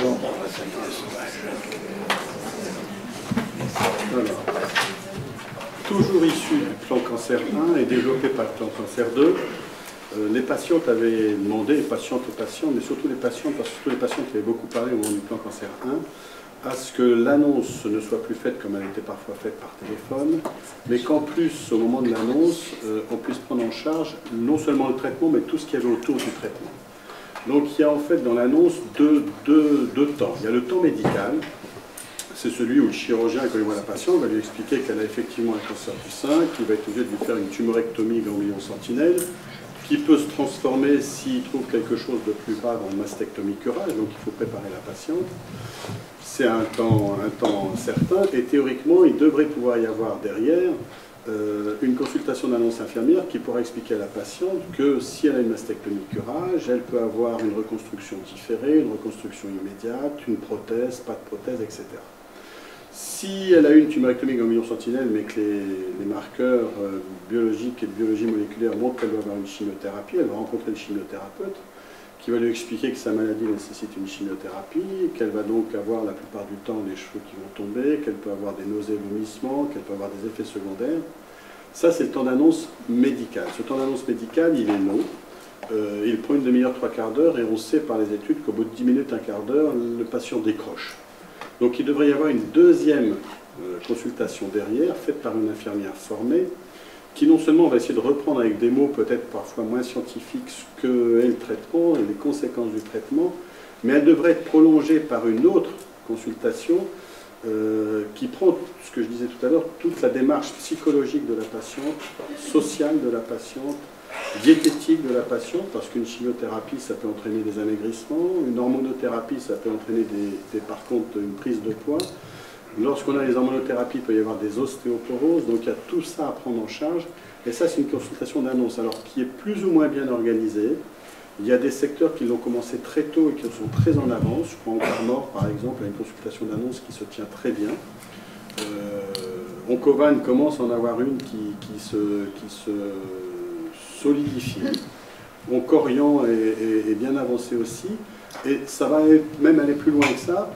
Il y a des nouvelles thérapeutiques qui sont des thérapies ciblées, souvent par médicaments par la bouche, où les patientes sont persuadées que c'est beaucoup mieux et plus facile. Et c'est pas beaucoup mieux et plus facile parce que les effets secondaires sont beaucoup plus pernicieux, puisque ça va se faire par accumulation.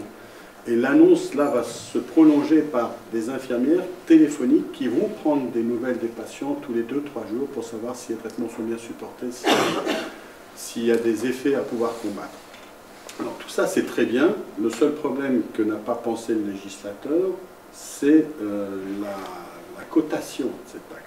C'est-à-dire que la consultation d'annonce infirmière qui est faite dans les réseaux n'est pas transcrite pour l'instant dans les textes en cotation d'actes. C'est-à-dire que les établissements qu'ils prennent en charge, c'est à leur charge. C'est un service qu'elles rendent aux patients, mais qui n'est pas reconnu comme pouvant donner lieu à un paiement. Ça pose des problèmes pour les établissements parce que, c'est-à-dire qu'elles ont des infirmières qui voient des patientes, mais qui n'ont pas d'actes par derrière. Or, les hôpitaux comme les établissements privés, il faut bien que ça vive, et ça ne vit qu'avec de l'argent. Et deuxièmement, ça va plus loin même parfois pour les patients, parce que comme il n'y a pas d'acte, et que la consultation d'annonce, théoriquement, ne doit pas se faire le même jour que celle du médecin, la patiente revient, mais comme il n'y a pas d'acte, le trajet n'est pas remboursé. Parce qu'un bon de transport ne peut être fait que s'il y a un acte. Il n'y a pas de bon de transport remboursé s'il n'y a pas d'acte.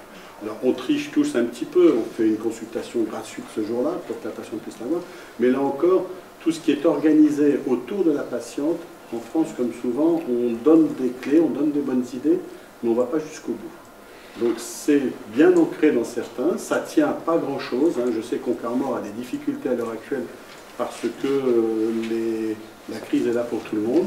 Les crédits pour les différentes annonces diminuent et pour l'instant ils ont des petites difficultés à pouvoir maintenir ça, les réseaux sectoriels. Les réseaux sectoriels sont pour l'instant moins riches qu'ils n'ont été, mais c'est de la faute à la crise comme pour tout. Et théoriquement, on devrait pouvoir continuer à avancer, si tant est que cette reconnaissance des actes puisse être enfin dans les faits. On parlait de la RCP tout à l'heure. Les RCP à l'heure actuelle, pour les hospitaliers, c'est du temps gratuit. On fait nos RCP, nous, de 19 à 21 heures. En Bretagne, on est la région où il y a le plus de RCP mixtes, c'est-à-dire que, comme ce qui est fait ici, les médecins, il n'y a pas une RCP pour les médecins libéraux et une RCP pour les médecins publics. La RCP regroupe tous les médecins. On est la région de France où on a 90% de RCP mixtes. La plupart des régions, c'est moins de 40%. Pour pouvoir faire ça, on le fait entre 19 et 21 heures pour toutes les RCP. C'est-à-dire que pour les hospitaliers, c'est en dehors de leur temps de travail et une bonne partie des chefs d'établissement ne veulent pas reconnaître ce temps de travail à leurs médecins en disant ça fait partie de votre mission. Pas sûr que de travailler de 19 à 21 heures fait partie de la mission d'un médecin hospitalier. Et pour les libéraux, ça ne donne droit à aucune rémunération. C'est-à-dire que pour l'instant, c'est organisé, mais avec la bonne volonté des différents médecins. Donc, voilà, pour ce qui est de la consultation d'annonce, elle est importante. Je ne dirais pas tant dans l'explication médicale que chacun des médecins fait, et fait très bien.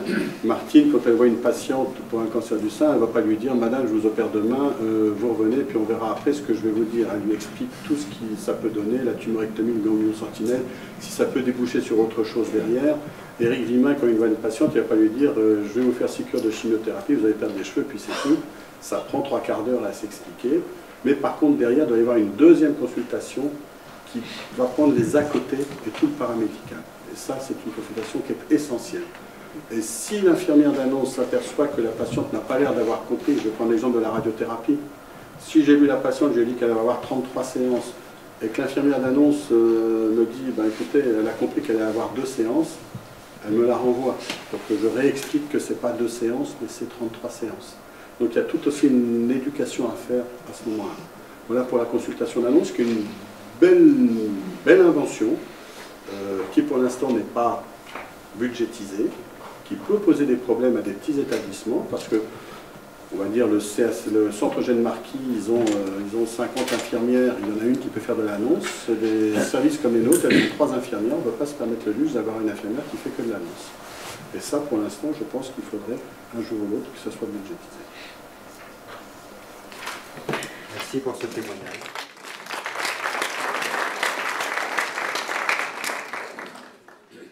Bon, est-ce que tout ça suscite des questions ou des commentaires? Oui. Patrick Foury, kinésithérapeute. quelle est votre position par rapport au drainage lymphatique post-opératoire? Parce que selon où les gens sont opérés, les gens bénéficient de drainage et d'autres pas.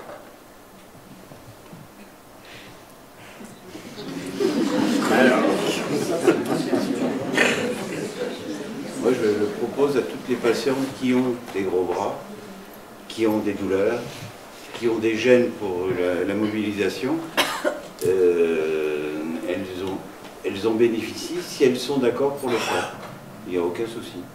Et je fais la première prescription et laisse le soin médecin traitant de poursuivre les soins, surtout que quand c'est commencé, généralement, c'est jusqu'à la fin qu'il faut le faire. Il y a des endroits où le drainage est prescrit avant le gros bras en préventif. Et là, on a de meilleurs résultats quand on a des gros bras après. Moi, je prescris volontiers aussi du drainage lymphatique. Je trouve que les femmes en tirent bénéfice, même s'il n'y a pas de signe objectif, même s'il n'y a pas d'asymétrie, même s'il n'y a pas de lymphœdème clinique. Souvent, lorsqu'elles décrivent une fatigabilité, eh bien, elles s'en trouvent soulagées. Et ça me paraît important parce que c'est pas agressif. Et puis, il y a une autre dimension en plus que je trouve que la manipulation. On s'intéresse à leur handicap et peut-être qu'on les autres ne s'en rendent pas compte. Et je crois que c'est important pour elles, c'est souligner cette difficulté-là. On s'aperçoit que celles qui en ont eu avant d'avoir eu le gros bras, il faut avant, pour moi c'est avant. Mais c'est pas l'avis des oncologues. Non, attends, non, tout à fait différent. Je crois qu'il y a deux choses à séparer. Il y a la patiente qui a eu un curage ganglionnaire, et dans le curage ganglionnaire, le fait de faire le drainage lymphatique, à ce moment-là, en post-opératoire, est quelque chose qu'il faut faire. D'abord, alors pas simplement du drainage lymphatique, il y a le drainage lymphatique et la rééducation de l'épaule que nous dit souvent. Et peut-être que la rééducation de l'épaule, dans un premier temps, est plus importante que le drainage lymphatique. Le drainage lymphatique après un curage, ça c'est systématique. Après un ganglion sentinelle, le drainage lymphatique n'a aucun intérêt. Par contre, contrairement à ce qu'on aurait pu penser, la rééducation de l'épaule, même après un ganglion sentinelle, elle est obligatoire. On a des épaules gelées. Donc c'est là où on n'est pas d'accord les uns les autres. La seule chose et le seul bémol qu'il faut faire, c'est que quand on commence une radiothérapie, il ne faut pas faire de drainage lymphatique. Parce que la lymphe que l'on retire du bras vient dans la paroi thoracique, ça fige à ce moment-là les tissus à cause de la radiothérapie et on ne récupère jamais. Les patientes ont un sein qui n'est pas beau. Et on peut la reprendre par contre après la fin de la radiothérapie. Donc il faut différencier le ganglion sentinelle où là, le drainage lymphatique n'a pas d'intérêt, mais la kinésithérapie a un énorme intérêt, du curage où là, il faut faire des drainages lymphatiques tout de suite, les interrompre au moment de la radiothérapie. Rééducation dans les deux cas. Et moi, je rajouterais toujours, ça, je trouve que nos collègues chirurgiens ne le disent pas assez aux patientes, il faut qu'elles se touchent leurs cicatrices, que ce soit après mastectomie ou après tumorectomie, le plus tôt possible. C'est la seule façon pour elles de récupérer, leur image corporelle, et d'empêcher ce qu'on appelle les douleurs fantômes, c'est les douleurs qui sont liées à ce qui n'est plus là. Et en fait, ces douleurs-là sont liées au fait que leur cerveau a toujours le même circuit neurologique qu'avant l'intervention, on leur a coupé des nerfs et elles ont toujours l'impression d'avoir quelque chose qui manque. Et ces douleurs-là peuvent devenir abominables, nécessitant même des traitements anti-épileptiques ou antidépresseurs. Et le meilleur traitement, c'est se réapproprier son corps le plus vite possible en se palpant la cicatrice dès la 24e. Il y a une étude qui a été faite au centre antidouleur de Bordeaux, uniquement par le massage californien. Les femmes avec des mammectomies douloureuses, la douleur disparaissait justement en reconstruction en schéma corporel. À Angers, ils ont commencé à faire cette autopalpation dès le J+1. Ils ont une diminution de consommation des antalgiques post-mastectomie de plus de 75%. Donc ça, c'est pour ça que le drainage, oui, mais dans des cas particuliers. Parce que même sur les ganglions sentinelles, on a quand même un certain nombre de brides cicatricielles qui se lèvent bien en rééducation de la synapse. L'assouplissement des cicatrices, c'est quelque chose qu'on oublie aussi trop souvent avec l'approche chirurgicale et post-réunion. Et parfois, on voyait les femmes savoir que l'assouplissement de cicatrices chez le kiné, c'est aussi un bon point. Et comme le disait Martine, ça leur permet de réapprendre leur corps aussi. Le fait qu'on les envoie. Parfois, elles ne se sont jamais déshabillées avant de se déshabiller devant le kiné ou devant le radiothérapeute. On peut être étonné parfois. Le mari n'a jamais vu la cicatrice de son épouse, même 6 mois après. J'aimerais bien entendre la voix des oncologues médicaux. Eric, tu as rien à dire? Alors, il faut savoir qu'actuellement, ce volet thérapeutique de chimiothérapie, pour résumer, mais il n'y a pas que ça, bien sûr, tu vas nous en dire un petit mot, elle se passe pour le moment sur les 2 sites du pôle de santé, donc la polyclinique de Querrieux, comme sur le CHCB. Il y a des discussions en cours qui font qu'on essaye de trouver un terrain d'entente pour qu'il n'y ait qu'un seul site de chimiothérapie, on espère dans les délais les plus rapides possibles. Et on a aussi, mais ça peut-être certains pourront le confirmer, vous savez qu'actuellement ces sites de chimiothérapie sont des sites associés, c'est-à-dire qu'on est dépendant d'un centre d'oncologie pour les faire fonctionner. Et à l'aube de ce centre unique qui, on espère, verra le jour assez rapidement, eh bien nous serons site autorisé en tant que tel, autonome. Bien sûr grâce toujours à l'appui de gynécologues, ça va sans dire, mais aussi des professionnels sur place. Eric, je te passe la parole. Je voudrais juste préciser deux choses. C'est pas mieux. Prends le mien. Qui a déjà été dit. Celui-là, il a l'air de marcher mieux. Merci. On a parlé tout à l'heure du passage en LCP préalable à toute étape thérapeutique. Juste une chose pour corriger tout petit peu. L'étape chirurgicale est préalable dans un certain nombre de cas, notamment chaque fois qu'elle est conservatrice, au passage en RCP. Je veux dire, les chirurgiens n'ont pas besoin de passer le dossier en RCP avant que d'opérer une femme de version conservatrice. A contrario, nous avons dicté comme règle qu'on ne fait pas une mastectomie sans qu'elle ait été validée en RCP au préalable. La première chose. La deuxième chose, c'est que je voulais ressouligner que ce processus d'annonce dont Eric Complotti nous a longuement parlé, c'est un processus dont je voudrais simplement souligner qu'il commence dès le cabinet du radiologue. Évidemment, au moment où le radiologue voit une image suspecte, le processus d'annonce se déclenche. Et donc, souligner le fait que c'est un processus qui va accompagner aussi toute la prise en charge. On a opéré la patiente, son dossier est passé en réunion de concertation pluridisciplinaire, éventuellement après qu'on ait fait ce qu'on appelle un bilan d'extension. Je ne suis pas sûr qu'il faille faire des scanners dans le cadre du bilan d'extension systématique de toutes les femmes qui ont un cancer du sein. Le scanner à sa place, mais probablement pas chez tous les patients. Et en réunion de concertation pluridisciplinaire, on va, à la lumière de thésaurus régionaux qui s'appuient sur des stratégies thérapeutiques validées de façon internationale, on va codifier la stratégie thérapeutique à préconiser chez une patiente et en fonction de facteurs pronostiques, comme on en a parlé tout à l'heure, et prédictifs d'efficacité d'un certain nombre de médicaments. Et c'est à partir de là qu'on va codifier le traitement qu'il convient de faire en post-opératoire, la problématique étant celle de réduire le risque potentiel de rechute du cancer du sein dont elle a été opérée, puisque c'est de ce cas-là, qui est le cas général dont on parle. Bien souvent, il va y avoir un traitement médical, et c'est l'oncologue médical que je suis, que nous sommes avec Christian Morel, et que nous sommes avec Claire Hardy-Bessard à Lorient, avec les gens de Saint-Brieuc et avec les gens de Lorient, qui ont à prendre en charge cette phase thérapeutique. Je ne vais peut-être pas m'étendre, sauf à ce qu'il y ait des questions sur le sujet, sur les différents modèles thérapeutiques. Je voudrais simplement souligner que ça fait l'objet d'un plan personnalisé de soins qui a été voulu par le législateur dans le cadre du plan cancer, qui est remis au patient et qui lui précise, autant que faire se peut, les modalités de ce traitement.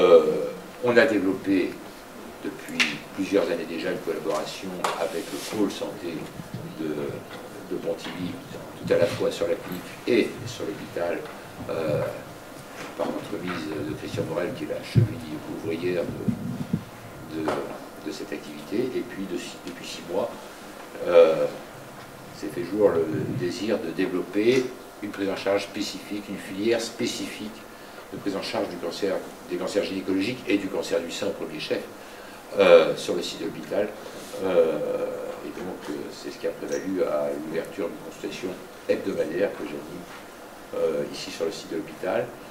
Cette prise en charge, elle s'appuie aussi parce que nos traitements médicaux ne sont pas exempts éventuellement de toxicité et qu'on est amené à hospitaliser un certain nombre de patientes, rarement, il faut le dire, en situation adjuvante dans le cancer du sein, mais ça s'appuie aussi sur une collaboration régulière et efficace avec l'équipe du Dr Leroux dans le service de médecine interne de l'hôpital de Pontivy, qui nous honore de sa présence ce soir.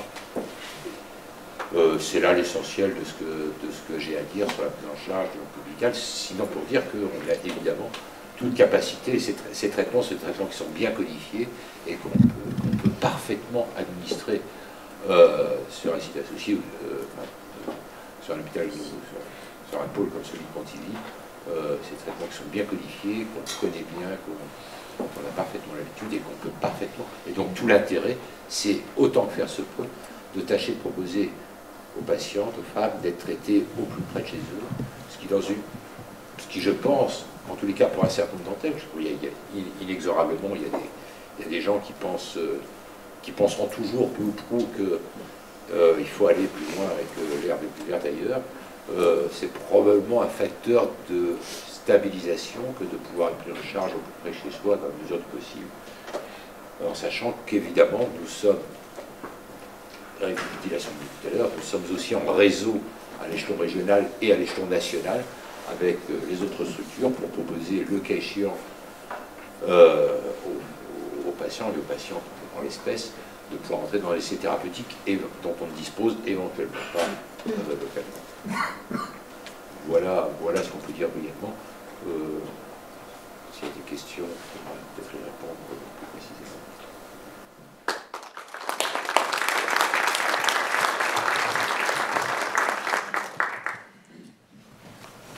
Allez, vas-y.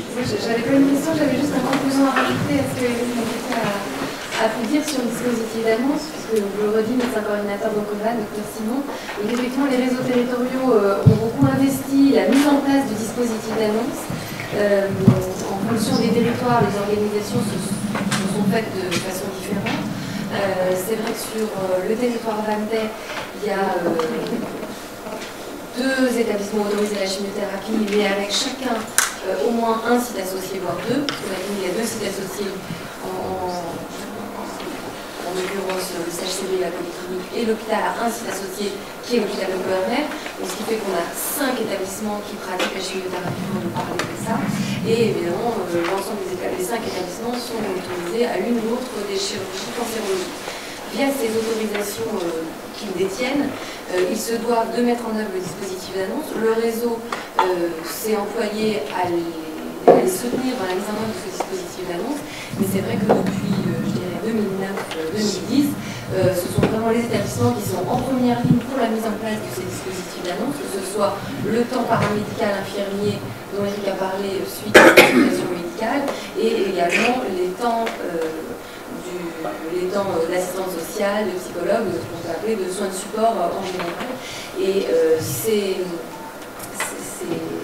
dispositifs sont, en tout cas dans l'esprit de l'ARS, financés via ce qu'on appelle la MIG, la mission d'intérêt général RCP dispositif d'annonce, qui permet aux établissements de participer au financement de la RCP, qui elle est organisée, c'est toujours très compliqué les financements, enfin je vais pas mettre temps, mais bon, la RCP c'est à part et c'est compliqué, mais pour la part du financement dispositif d'annonce, c'est géré directement au sein des établissements, parce que en tant que médecin coordinateur d'Oncovan, je ne voyais pas très bien, et je pense que personne ne l'aurait compris, comment une infirmière dans un réseau pourrait intervenir en collaboration avec des praticiens qui sont dans 5 établissements différents. Donc c'est vraiment des choses qui se font au sein de chaque établissement avec... il y a une infirmière d'annonce en chimiothérapie dans les 5 établissements d'ailleurs. Mais concernant le dispositif d'annonce, c'est vraiment dépendant de chaque établissement. Voilà la petite précision que je voulais avoir. Oui. Oui, je voulais préciser sur le fait que quand il y a des patients qui vont se faire opérer en dehors du territoire de santé, l'inconvénient majeur, c'est qu'en fait, après, ils ne sont pas orientés quand ils reviennent, quand ils ont été opérés, qu'ils ont eu leur chimiothérapie, voire leur radiothérapie ailleurs, on ne les oriente pas vers le réseau de leur territoire. Donc quand ils rentrent chez eux, en fait, ils n'ont pas les informations concernant tout ce à quoi ils peuvent, tout ce qui peut leur aider dans la prise en charge de leur maladie. On voit souvent des patients qui sont opérés à Rennes ou à Nantes ou à Paris, qui après sont complètement démunis quand ils reviennent à Lorient ou sur le territoire, et ils n'entendent parler du réseau en fait que par des voisins ou par des gens autour d'eux qui ont pu bénéficier des aides, soit par l'assistance sociale, les psychologues, et puis les activités de sophro et tout ça qui sont mises en place. Mais et c'est vrai que dans les autres établissements, même si on essaye de se faire connaître, ils ne vont pas les orienter vers les réseaux de territoire qui peuvent les aider. Et c'est dommage. Alors quand ils sont opérés, qu'ils restent dans le territoire, forcément ils ont l'information sur ce réseau et tout ce qui peut être mis en place pour les aider. Ça vient aussi du fait qu'on est très surdoté en réseaux territoriaux en Bretagne par rapport au reste de la France. C'est aussi que... Dans le Pays de Loire, il n'y a qu'un réseau régional, il n'y a pas de réseau territorial en Pays de Loire. Donc à Paris, c'est pareil. Il n'y a pas d'équivalent finalement. Afin de ne pas prolonger cette réunion trop longtemps, je voudrais qu'Éric Monpetit nous parle un peu de radiothérapie, quand même. Hein. Alors on n'a pas ce type de traitement sur place, et à mon avis il va s'écouler encore un peu de temps avant qu'on puisse l'envisager éventuellement, mais c'est pas pour demain. Non, jamais. Ouais, voilà. Non, c'est clair. La radiothérapie fait alors, le chimiothérapeute, il a besoin d'un crayon pour prescrire, le radiothérapeute, il a besoin d'une machine pour traiter, et la machine, ça ne se transporte pas comme un crayon. C'est pour ça qu'il n'y aura pas de radiothérapie, parce que d'abord, une machine de radiothérapie, c'est très cher, et depuis quelques accidents qu'il y a eu en France, qui ont fait grand bruit, les autorisations de traiter par radiothérapie sont maintenant soumises à des critères de qualité qui nécessitent des présences médicales, des présences physiciennes, des présences manipulatrices qui font qu'il n'y aura jamais de radiothérapie isolée et que les machines isolées qui existent en France sont en train au fur et à mesure d'être supprimées, pensant qu'il vaut mieux que la patiente fasse 30 ou 40 km pour avoir un bon traitement que d'être traitée à côté, mais avec un mauvais traitement. Il y a quand même le cas de Saint-Malo. Oui, mais Saint-Malo dépend de Rennes. Oui, c'est vrai. C'est pas isolé. C'est une équipe qui est suivie, donc c'est pas une équipe isolée, c'est pas une machine isolée. Ça appartient à une équipe qui traite et qui tourne au fur et à mesure. C'est un peu comme le site associé et le site autorisé. Je pense qu'un site associé bien pensé est plus sécurisant qu'un site autorisé bricolé. Je vais dire ça comme ça. Voilà.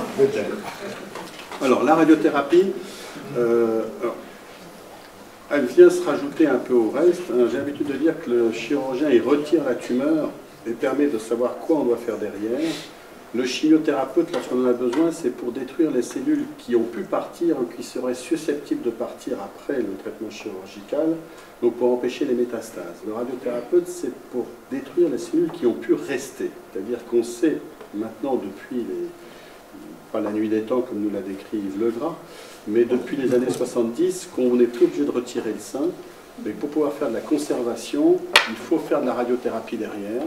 Ça permet à ce moment-là de conserver le sein et d'avoir une image corporelle conservée avec un minimum de risque de récidive. Donc la radiothérapie, c'est un traitement local. C'est un traitement local qui, comme la chirurgie, a fait des progrès énormes. Yves a rappelé que dans les années 50, on faisait encore des haches-têtes, puis ensuite il y a eu des pâtés, puis ensuite la tumorectomie curage, tumorectomie ganglion sentinelle.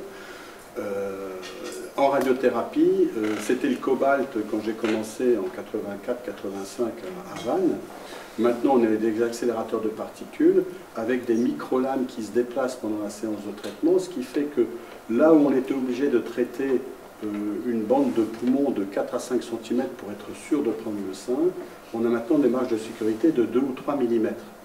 Donc tout ce qu'on peut entendre sur la radiothérapie, sur les effets secondaires qu'il y a pu y avoir, c'est beaucoup minimisé parce que les progrès ont été les mêmes. Alors c'est bien de pouvoir faire plus petit, mais ça nécessite une expertise importante parce que pouvoir protéger les organes sensibles c'est bien, mais il ne faut pas protéger la tumeur. Si c'est pour ne pas avoir d'effets secondaires, mais qu'en même temps je ne traite pas là où il faut traiter, c'est pas bien. C'est pour ça qu'il n'y a plus de petites équipes. On est tous maintenant des équipes où on est au moins 3-4 radiothérapeutes et on se spécialise à l'intérieur. On ne fait plus, là aussi, comme ça se faisait il y a 20 ou 30 ans, toutes les localisations.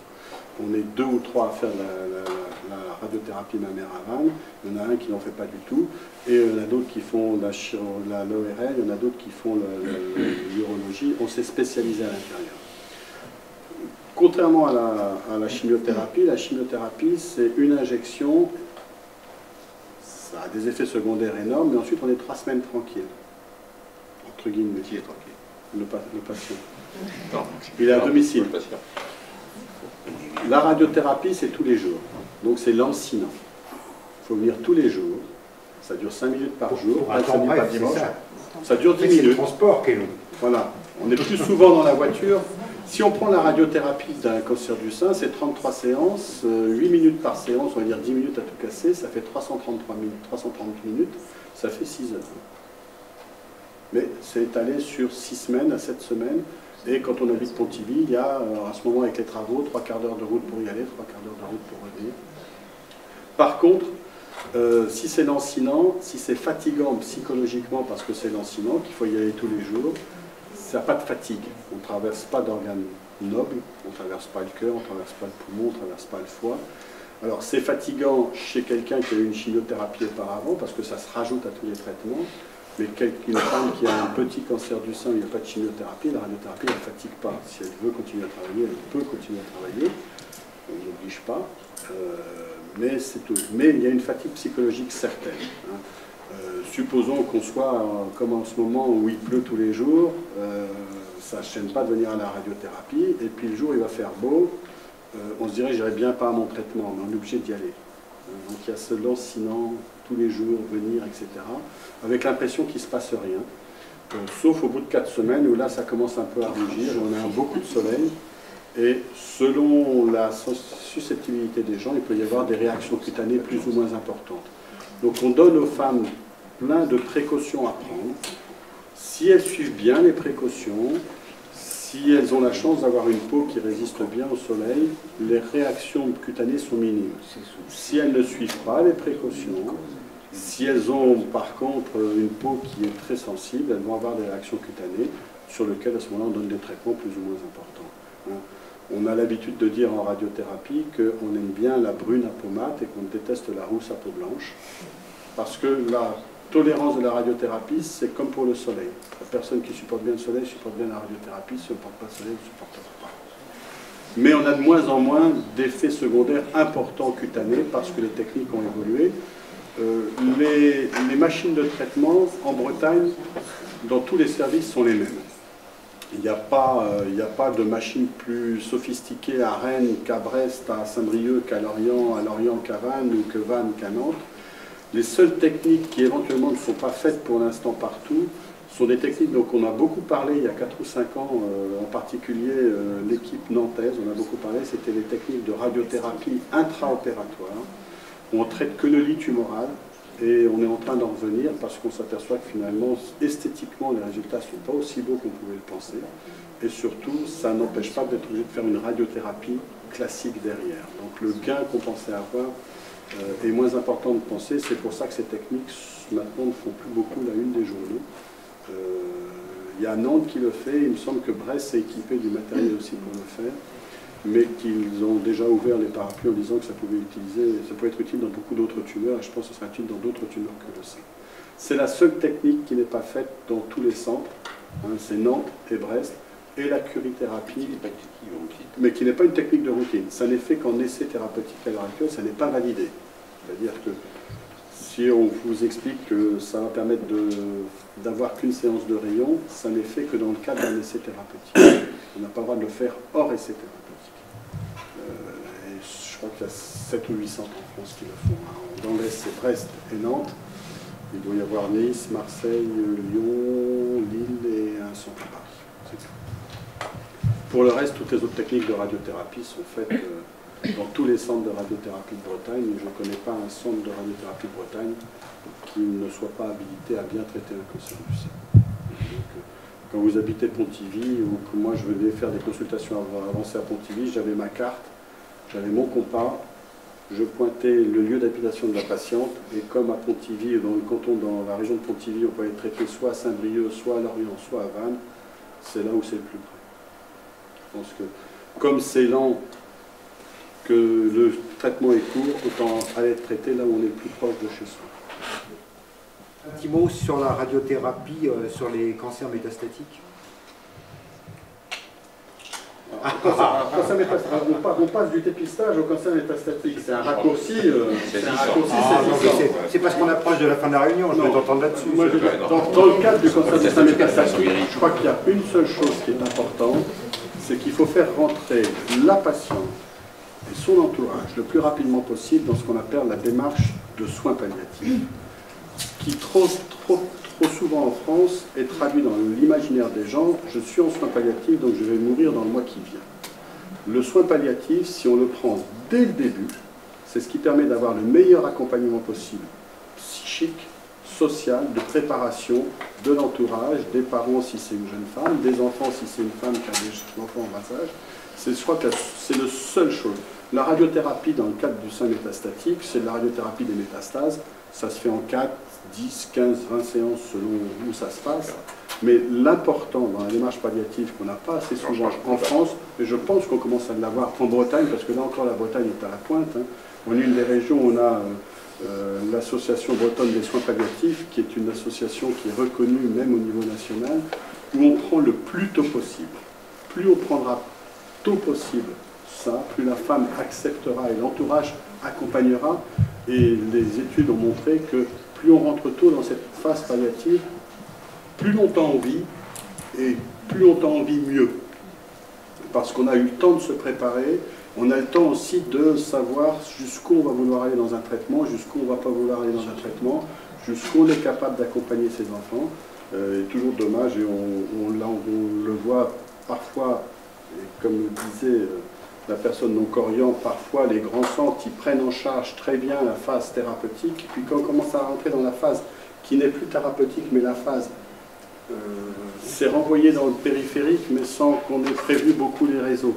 Alors que cette démarche elle est importante. Nous on a des gens dont les enfants de 8 et 10 ans ne savent même pas que leur maman, dans les 3 mois, ne va plus être là, donc ils n'ont pas eu le temps de se parler. Donc il faut rentrer le plus tôt possible, et il faut dissocier palliatif et mort dans le mois qui vient. Et ça, si c'est un message à faire passer, c'est le message qui est le plus important dans la phase métastatique. La radiothérapie dans le cancer du sein métastatique. Mais c'est là-dessus que je voulais que tu termines, Eric. Bon,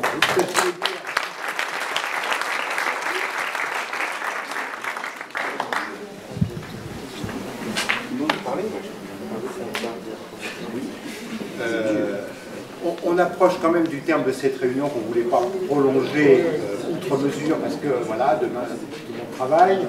Et s'il y a des questions dans la salle, ben, c'est peut-être le moment de les poser parce qu'on va arriver à l'échéance de cette réunion. Et s'il y en a qui n'ont pas, on n'a pas pu tout aborder, tous les aspects aujourd'hui, bien sûr, ayant trait à cette pathologie mammaire, à cette pathologie du cancer du sein, ce qu'il faudrait peut-être retenir, si personne ne veut prendre la parole, c'est que, bon, d'abord on se parle entre nous, on se connaît, on espère que les patientes qui ont affaire aux uns et aux autres, finalement elles sont aussi bien prises en charge, managées qu'ailleurs, et que, voilà, si vous pouvez quelque part aider les professionnels que nous sommes à conforter, je veux dire, ce qu'on fait déjà, et si possible pour l'avenir à recruter aussi de jeunes collègues qui seront confortés par notre savoir-faire, et voilà, c'est aussi interactif. Voilà.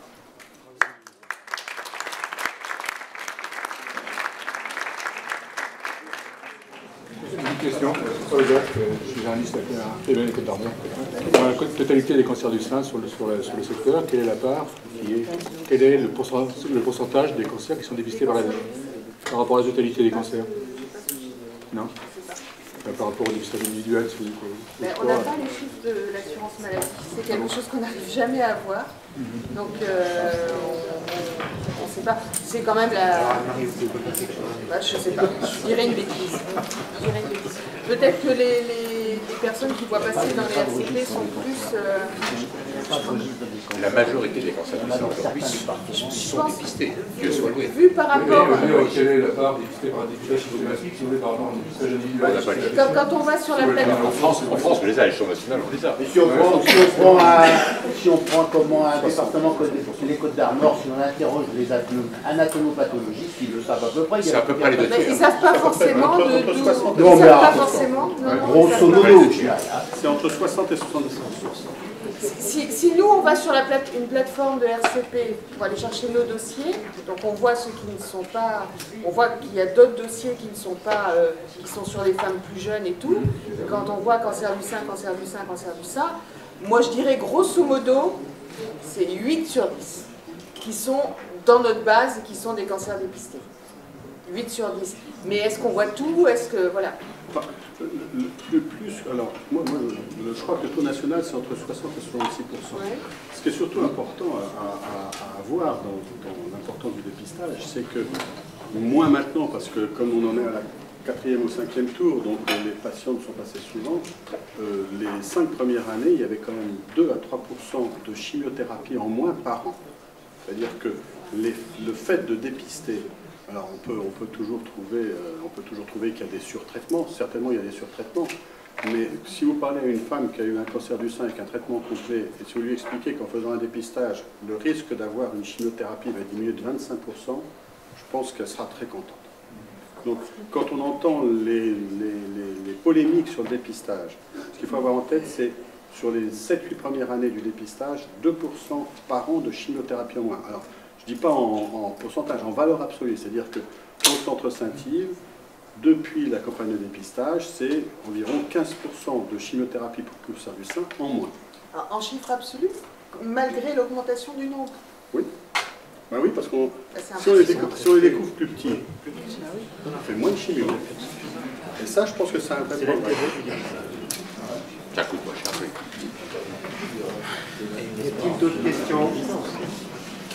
S'il n'y en a pas, je voudrais demander à ceux qui n'ont pas émargé avant le début de cette réunion de bien vouloir le faire et de remplir le questionnaire de satisfaction. Voilà. Merci à tous d'être venus et vous pouvez participer aux agates qui vous sont offertes.